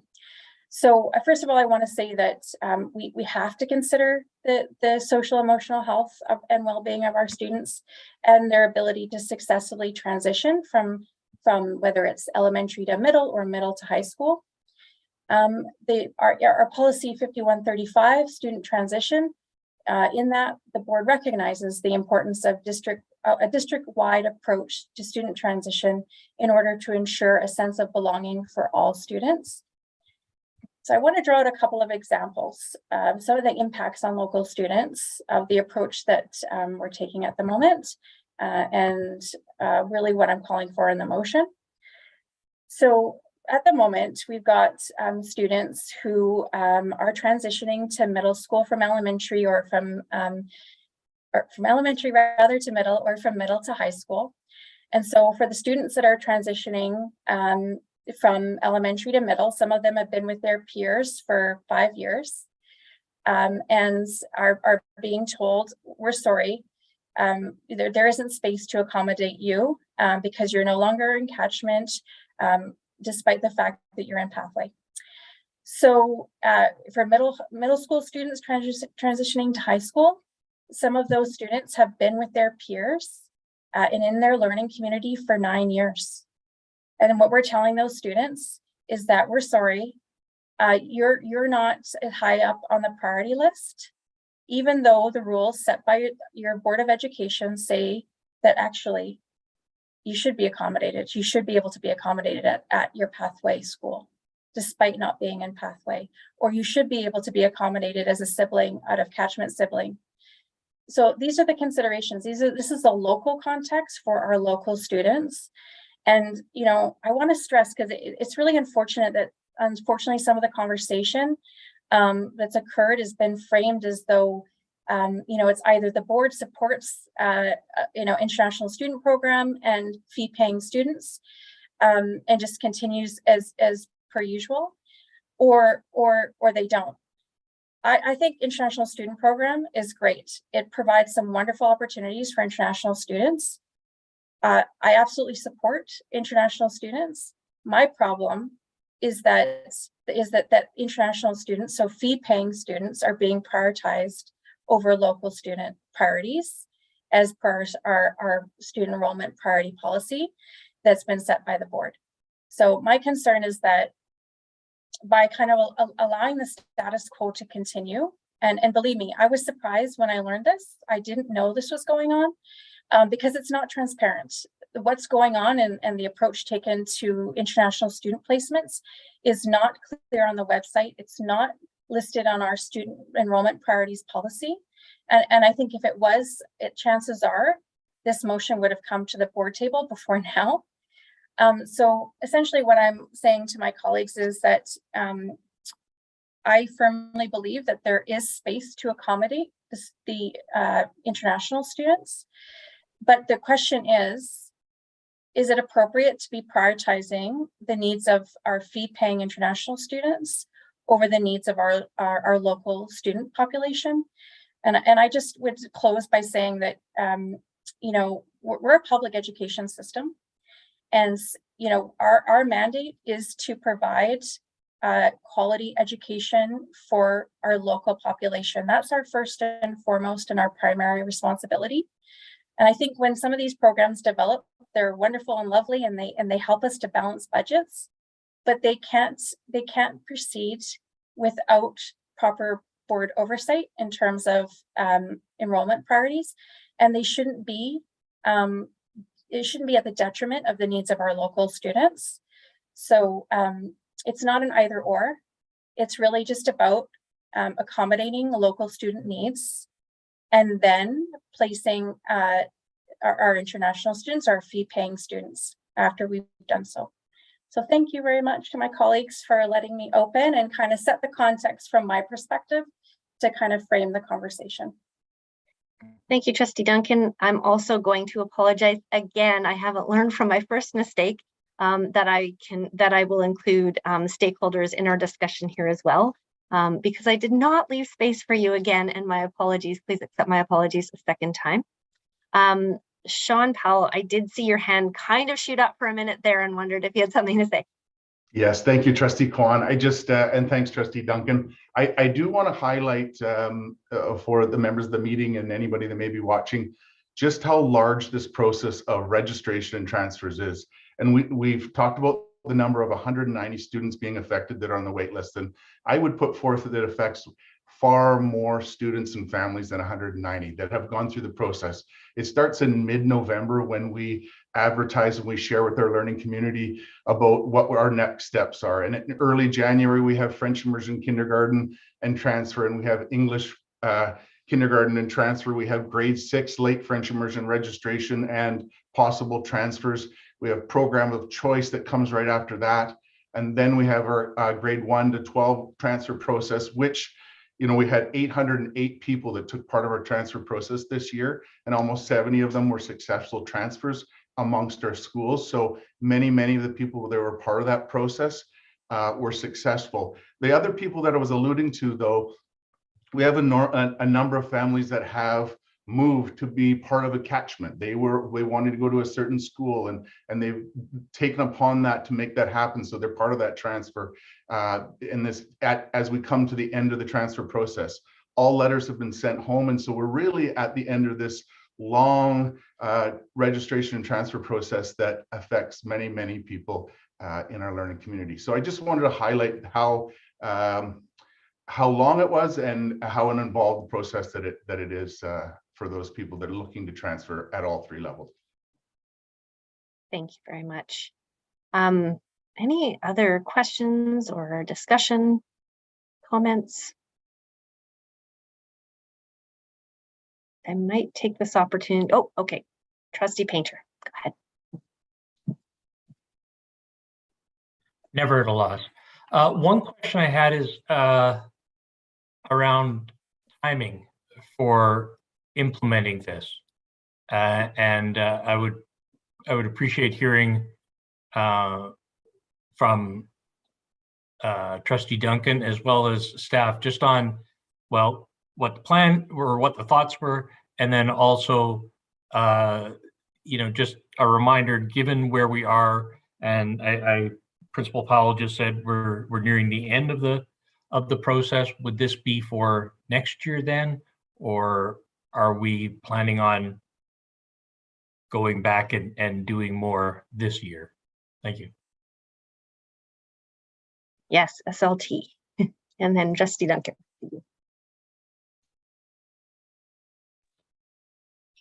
Okay. Tom. Yep.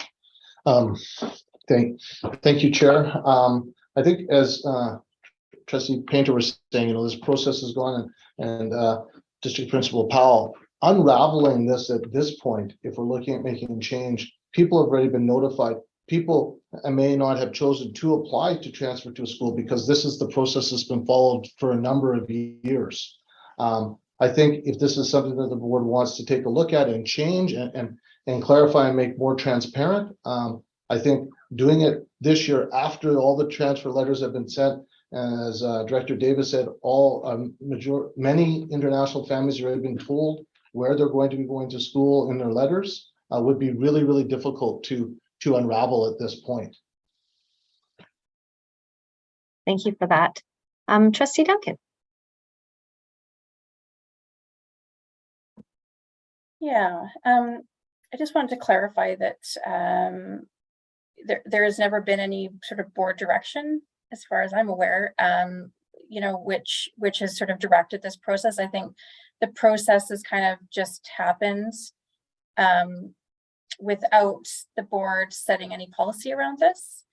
And when there was an opportunity to do that, you know, in 2017, again, there seems to have been this lack of clarity about, you know, what the board's role would be and how things would proceed.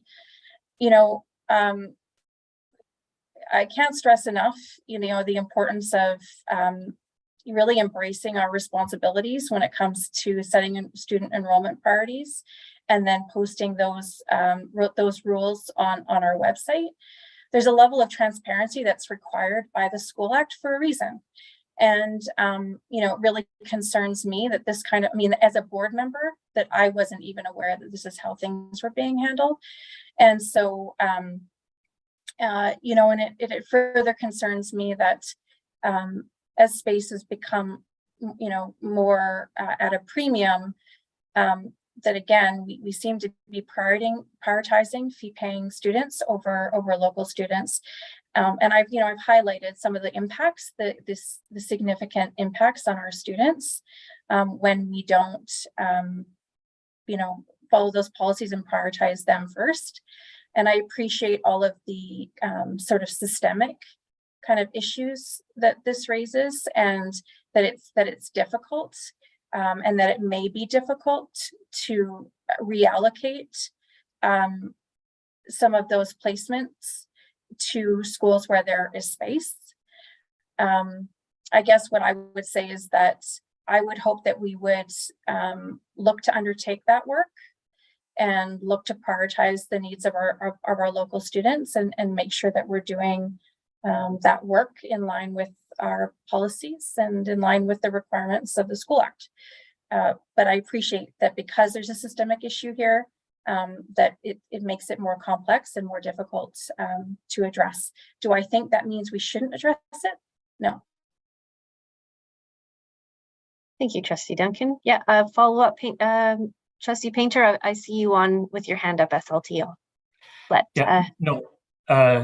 Thank you. I do appreciate Trustee Duncan's comments. I was just trying to understand, you know, just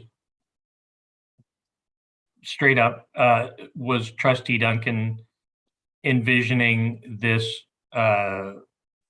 direction to be implemented immediately for transfers for the next fiscal, or is this something for next year? And that it's not about whether it's, you know, the merits or anything else. I'm just trying to understand how this would be implemented. Certainly. Thank you, Trustee Painter.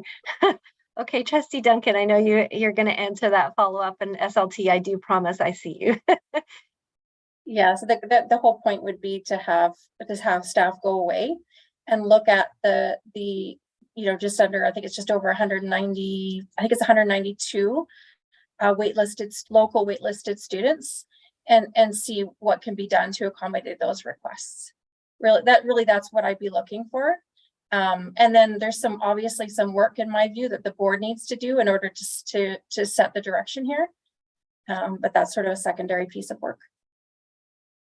Thank you, Trustee Duncan, for clarifying. All right, SLT. Thank you, Trustee Kwan. Just a couple of things, and I think that Sean and Jeff could probably also add in. I completely agree. I don't think that we're disagreeing on the merits. I think that we do look to students in the district and try to place them. That I don't think is something that we're at all on opposite sides of. What I do think would be a challenge is to implement this in time for the next school year. So we have staffing that's right around the corner. We have financial budget to balance, and we have letters that have already gone out both to international students as well as transfer students. So to turn this and look at it differently, I think it hasn't been given enough time or due process.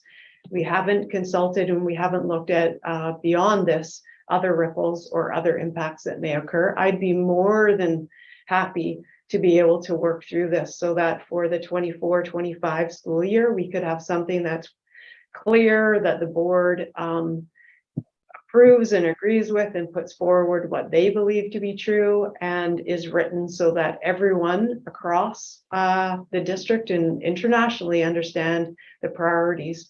That absolutely, I think, is welcomed. I think to do that before the start of the school year for 23-24 is, I do not know how that would be possible. Thank you, Superintendent. Mr. Davis. I just wanted to reiterate some of the comments that we've heard, and that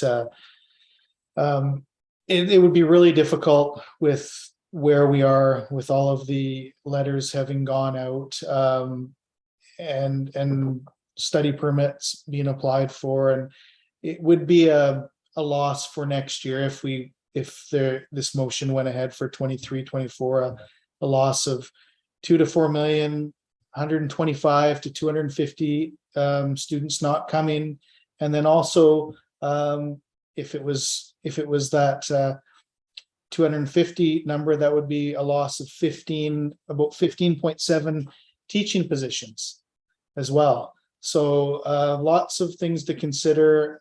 Of course, as has been discussed, it could be something that we look at for 24-25, look at different considerations around this and how we can be nimble, but it would be extremely difficult. I think we would get a flood of refund requests immediately, and because we would be changing schools, they would be eligible for a refund.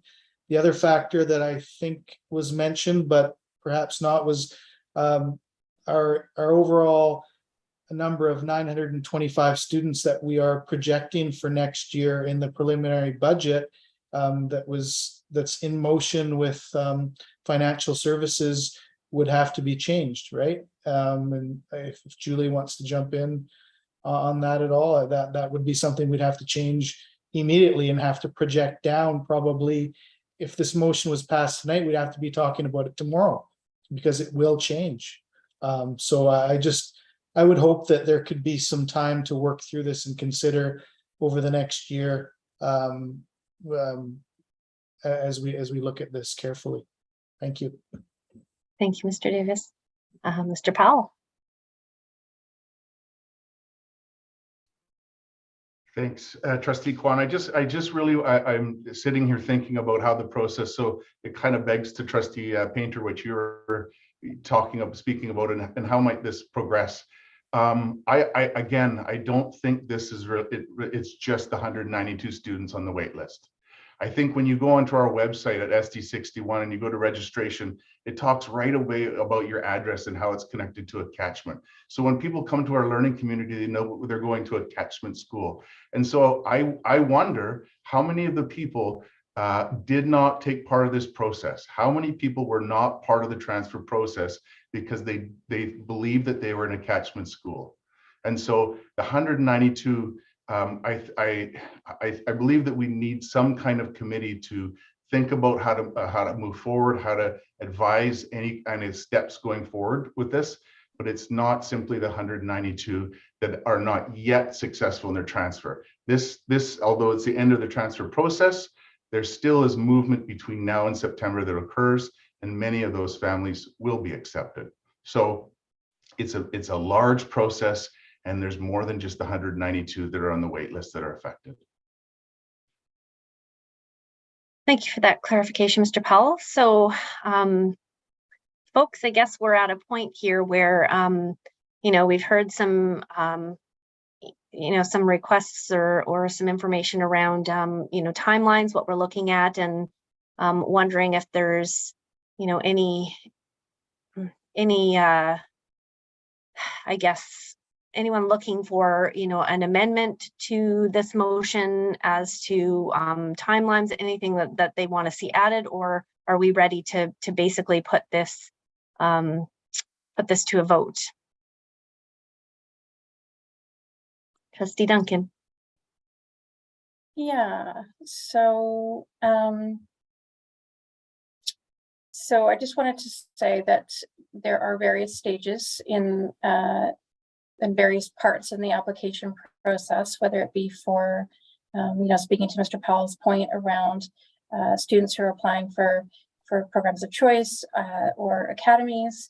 The latest round was in February, and the closing date, I believe, was the 6th of February, first week of February, end of the first week. So we're at the end of the process, and there are 192 students that are waitlisted. The other students' requests have been honored.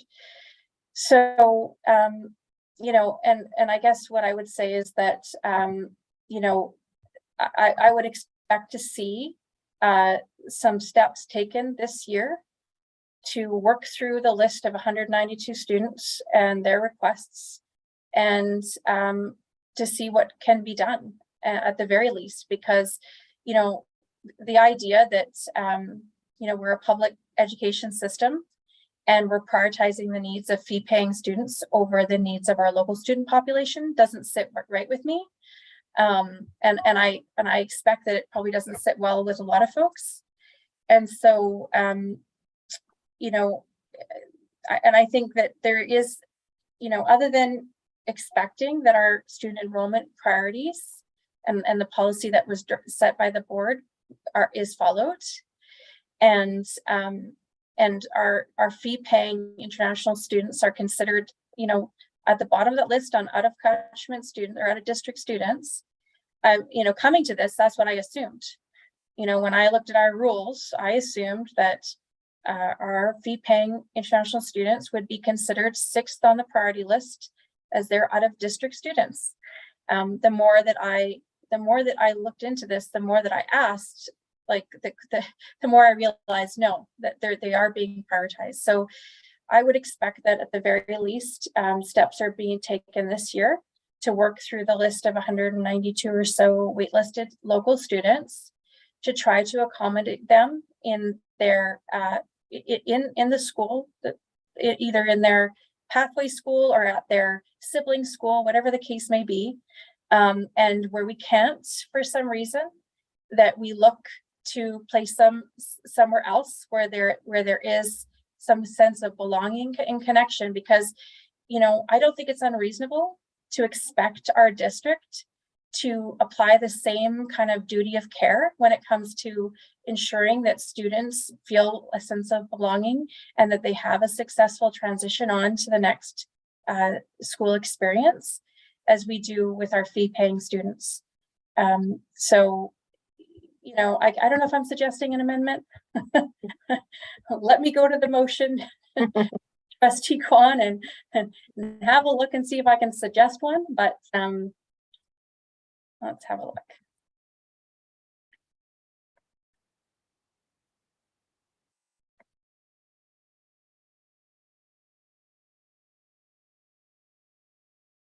Trustee Mabobie, maybe while Trustee Duncan is looking at that, we can take Trustee Mabobie's question or comment.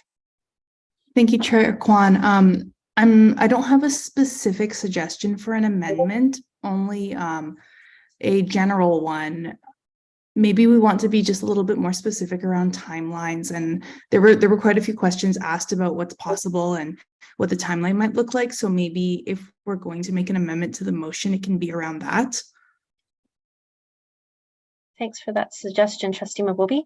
I think I almost feel like we have two things on our, that have been discussed, if we can break it into two different parts.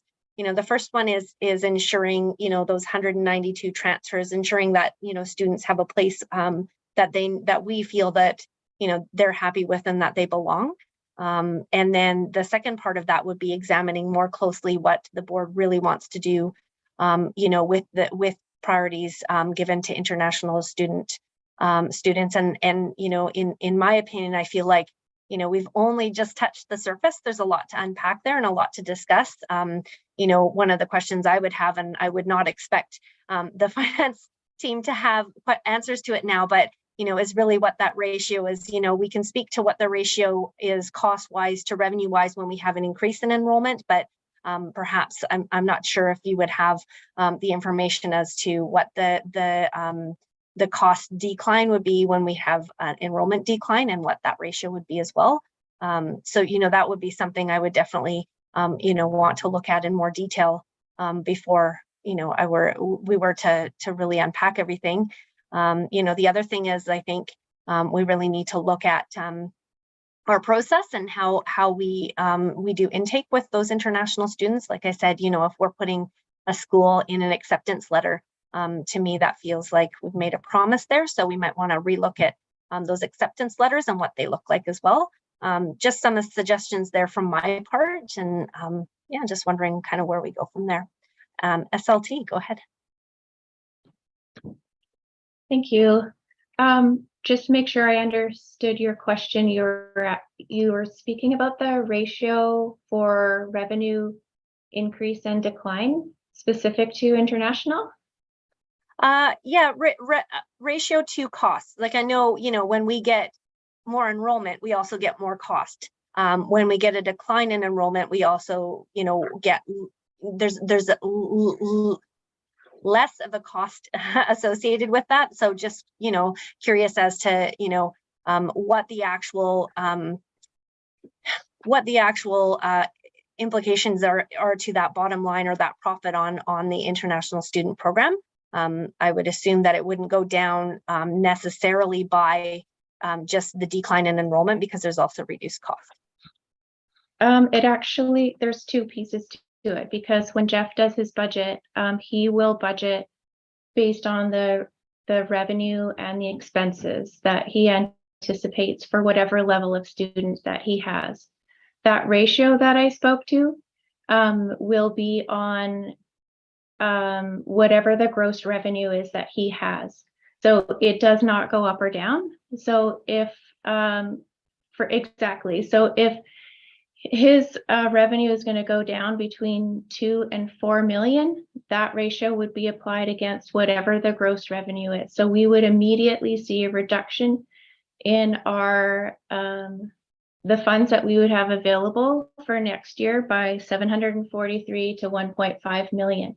Has nothing to do with whether or not he has higher or lower costs. That's the program's contribution to the district.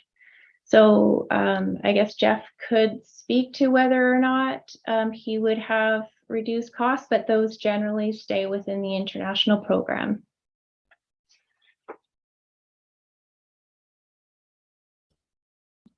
Thanks for that, Secretary Treasurer.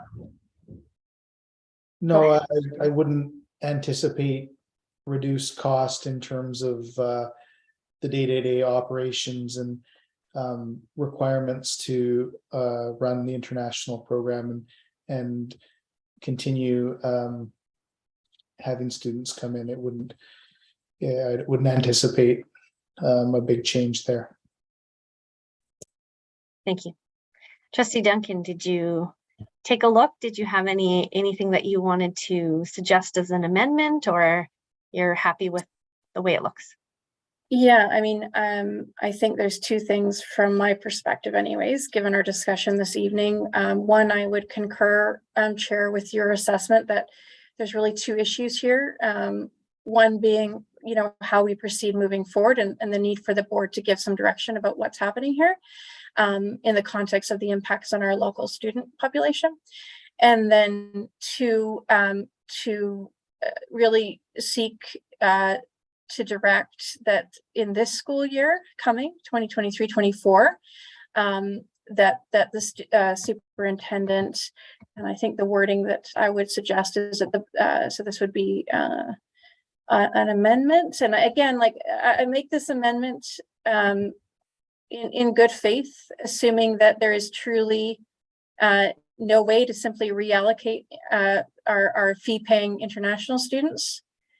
And so I just want to say that, that I make this suggestion and amendment, in good faith on the basis of the assertion this evening that there is agreements in place that prevent us from moving international students to a different school. And second, that that essentially moving them to a different, like say, for instance, in the context of secondary school, would be considered, yeah, substandard in some way.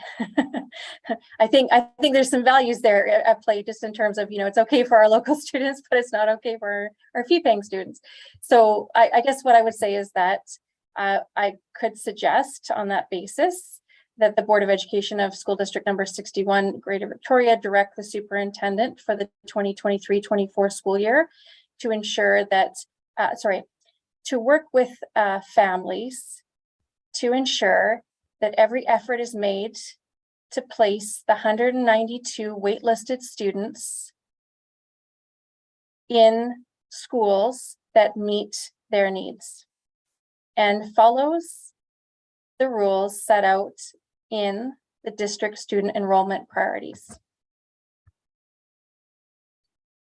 Okay, Secretary Treasurer, did we get all that? Do you want Chair Duncan to resend? Put it in the chat. You're good? I think that was a thumbs up. Yeah. Okay, good. Oh. Sorry, Trustee Kwan, would it be possible to have that typed up or reread? Apologies, we've got part of it. Yeah, sorry, I'm just trying to insert it. So give me a second. So that the Board of Education of Greater Victoria, SD61, direct the superintendent for the 2023-24 school year to work with families to ensure that every effort is made to place the 192 waitlisted students in schools that meet their needs and is in accordance with the student enrollment priorities.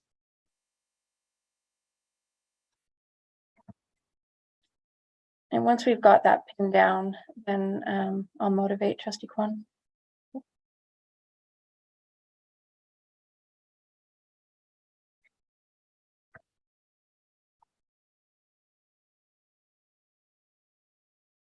Yeah, Superintendent.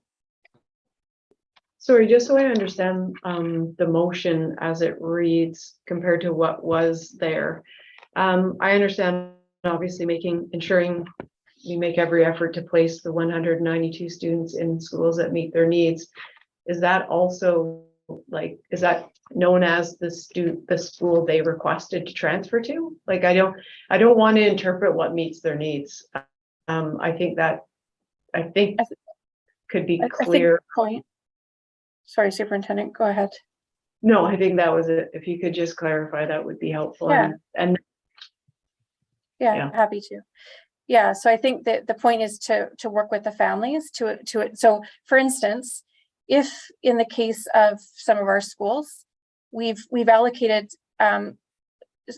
places to our fee-paying students, so there isn't room to accommodate our local student transfer requests, then what I'm saying is that we work with the families to identify a placement that will meet their needs. So some of the feedback that I'm hearing, right, is that students are being kind of ripped away from their very long-standing social, emotional, peer connections, right?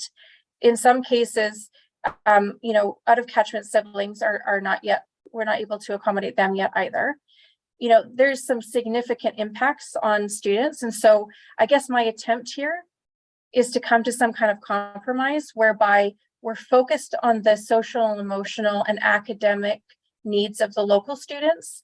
And maybe we can't place them in their first choice school because we've got so much, international student enrollment at that school, but we work with the family to find a place where, I don't know, maybe they've got one or two friends, right? Where they wouldn't be completely alone as they transition. I understand. Yeah. I'm sorry, I didn't quite understand it. So thank you very much for clarifying. I understand it now. Appreciate that. Well, my pleasure. But I'm just aware, Chair, that to put that suggested compromise forward, I would need a seconder. Okay, so did you you put the motion on the floor. We're good. Does someone have do we have a seconder for that amended motion? Well, I'll second it. Can I second it? So yeah, I mean, if I may motivate then, Chair, yeah, now that it's absolutely. clarified. Yeah, go ahead. Yeah, so it really kind of on a fundamental way concerns me that we're prioritizing the needs of fee-paying students over the needs of our local students. To me, just from a principled perspective, and given that we're working in the context of public education and our duty to serve our local school community, it just, fundamentally bothers me that there's that many families out there that are grappling with the idea of their student having to deal with transitions without the longstanding, peer relationships that they build over time. So, this is really just an attempt to make sure that as a board, we're doing what we can in the context of, again, in good faith. I'm taking it on the word of the advice we're getting from our staff, that there is no way to reallocate these, international students to create space for our local student population and to follow the student enrollment priority rules. So it really is just a way to try to get to the point where we can, in some fashion, be prioritizing the needs of the local students. And then my expectation is this board will address the gap in clear direction and will address the lack of transparency about how these student allocations are being made. Thank you, Trustee Duncan. Any discussion?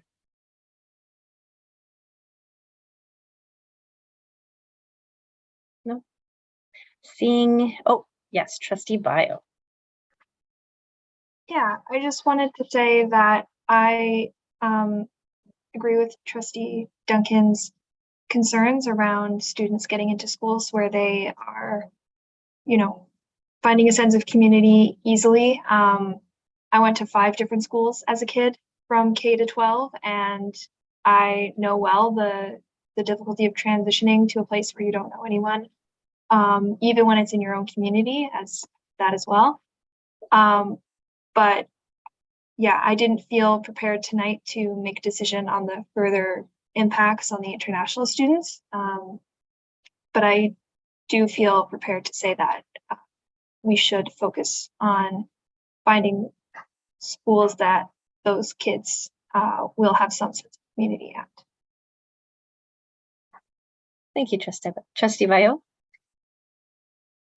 Any further comments, questions? Seeing and hearing none. All right.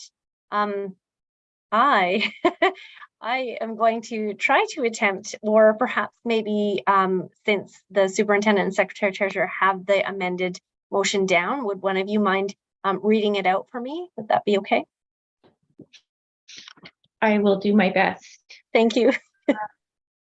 That the Board of Education of School District Number 61, Greater Victoria, direct the superintendent for the 23-24 school year to work with families to ensure every effort is made to place each of the 192 students on the wait list in schools that meet their needs and is in accordance with district student enrollment priorities.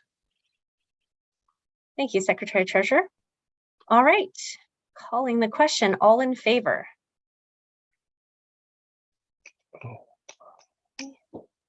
I think that looks unanimous. Yes.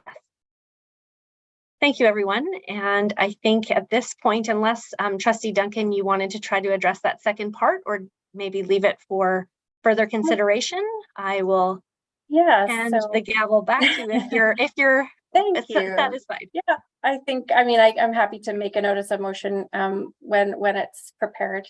Okay, thank you. Yeah. Thank you so much. And thank you to the Vice Chair Kwan for accepting the gavel while we worked through that new business. And yeah, I will be bringing a notice of motion so that the board can start to undertake that work and to give that direction that's required by the School Act and set this right. I'm gonna we just wondered if there was any other notices of motion though that we're ready for tonight before I move us to adjournment. I'm not seeing any hands. All right, so may I have a mover to adjourn? Thank you, Trustee Kwan, seconded by Trustee Gagnon. All those in favor?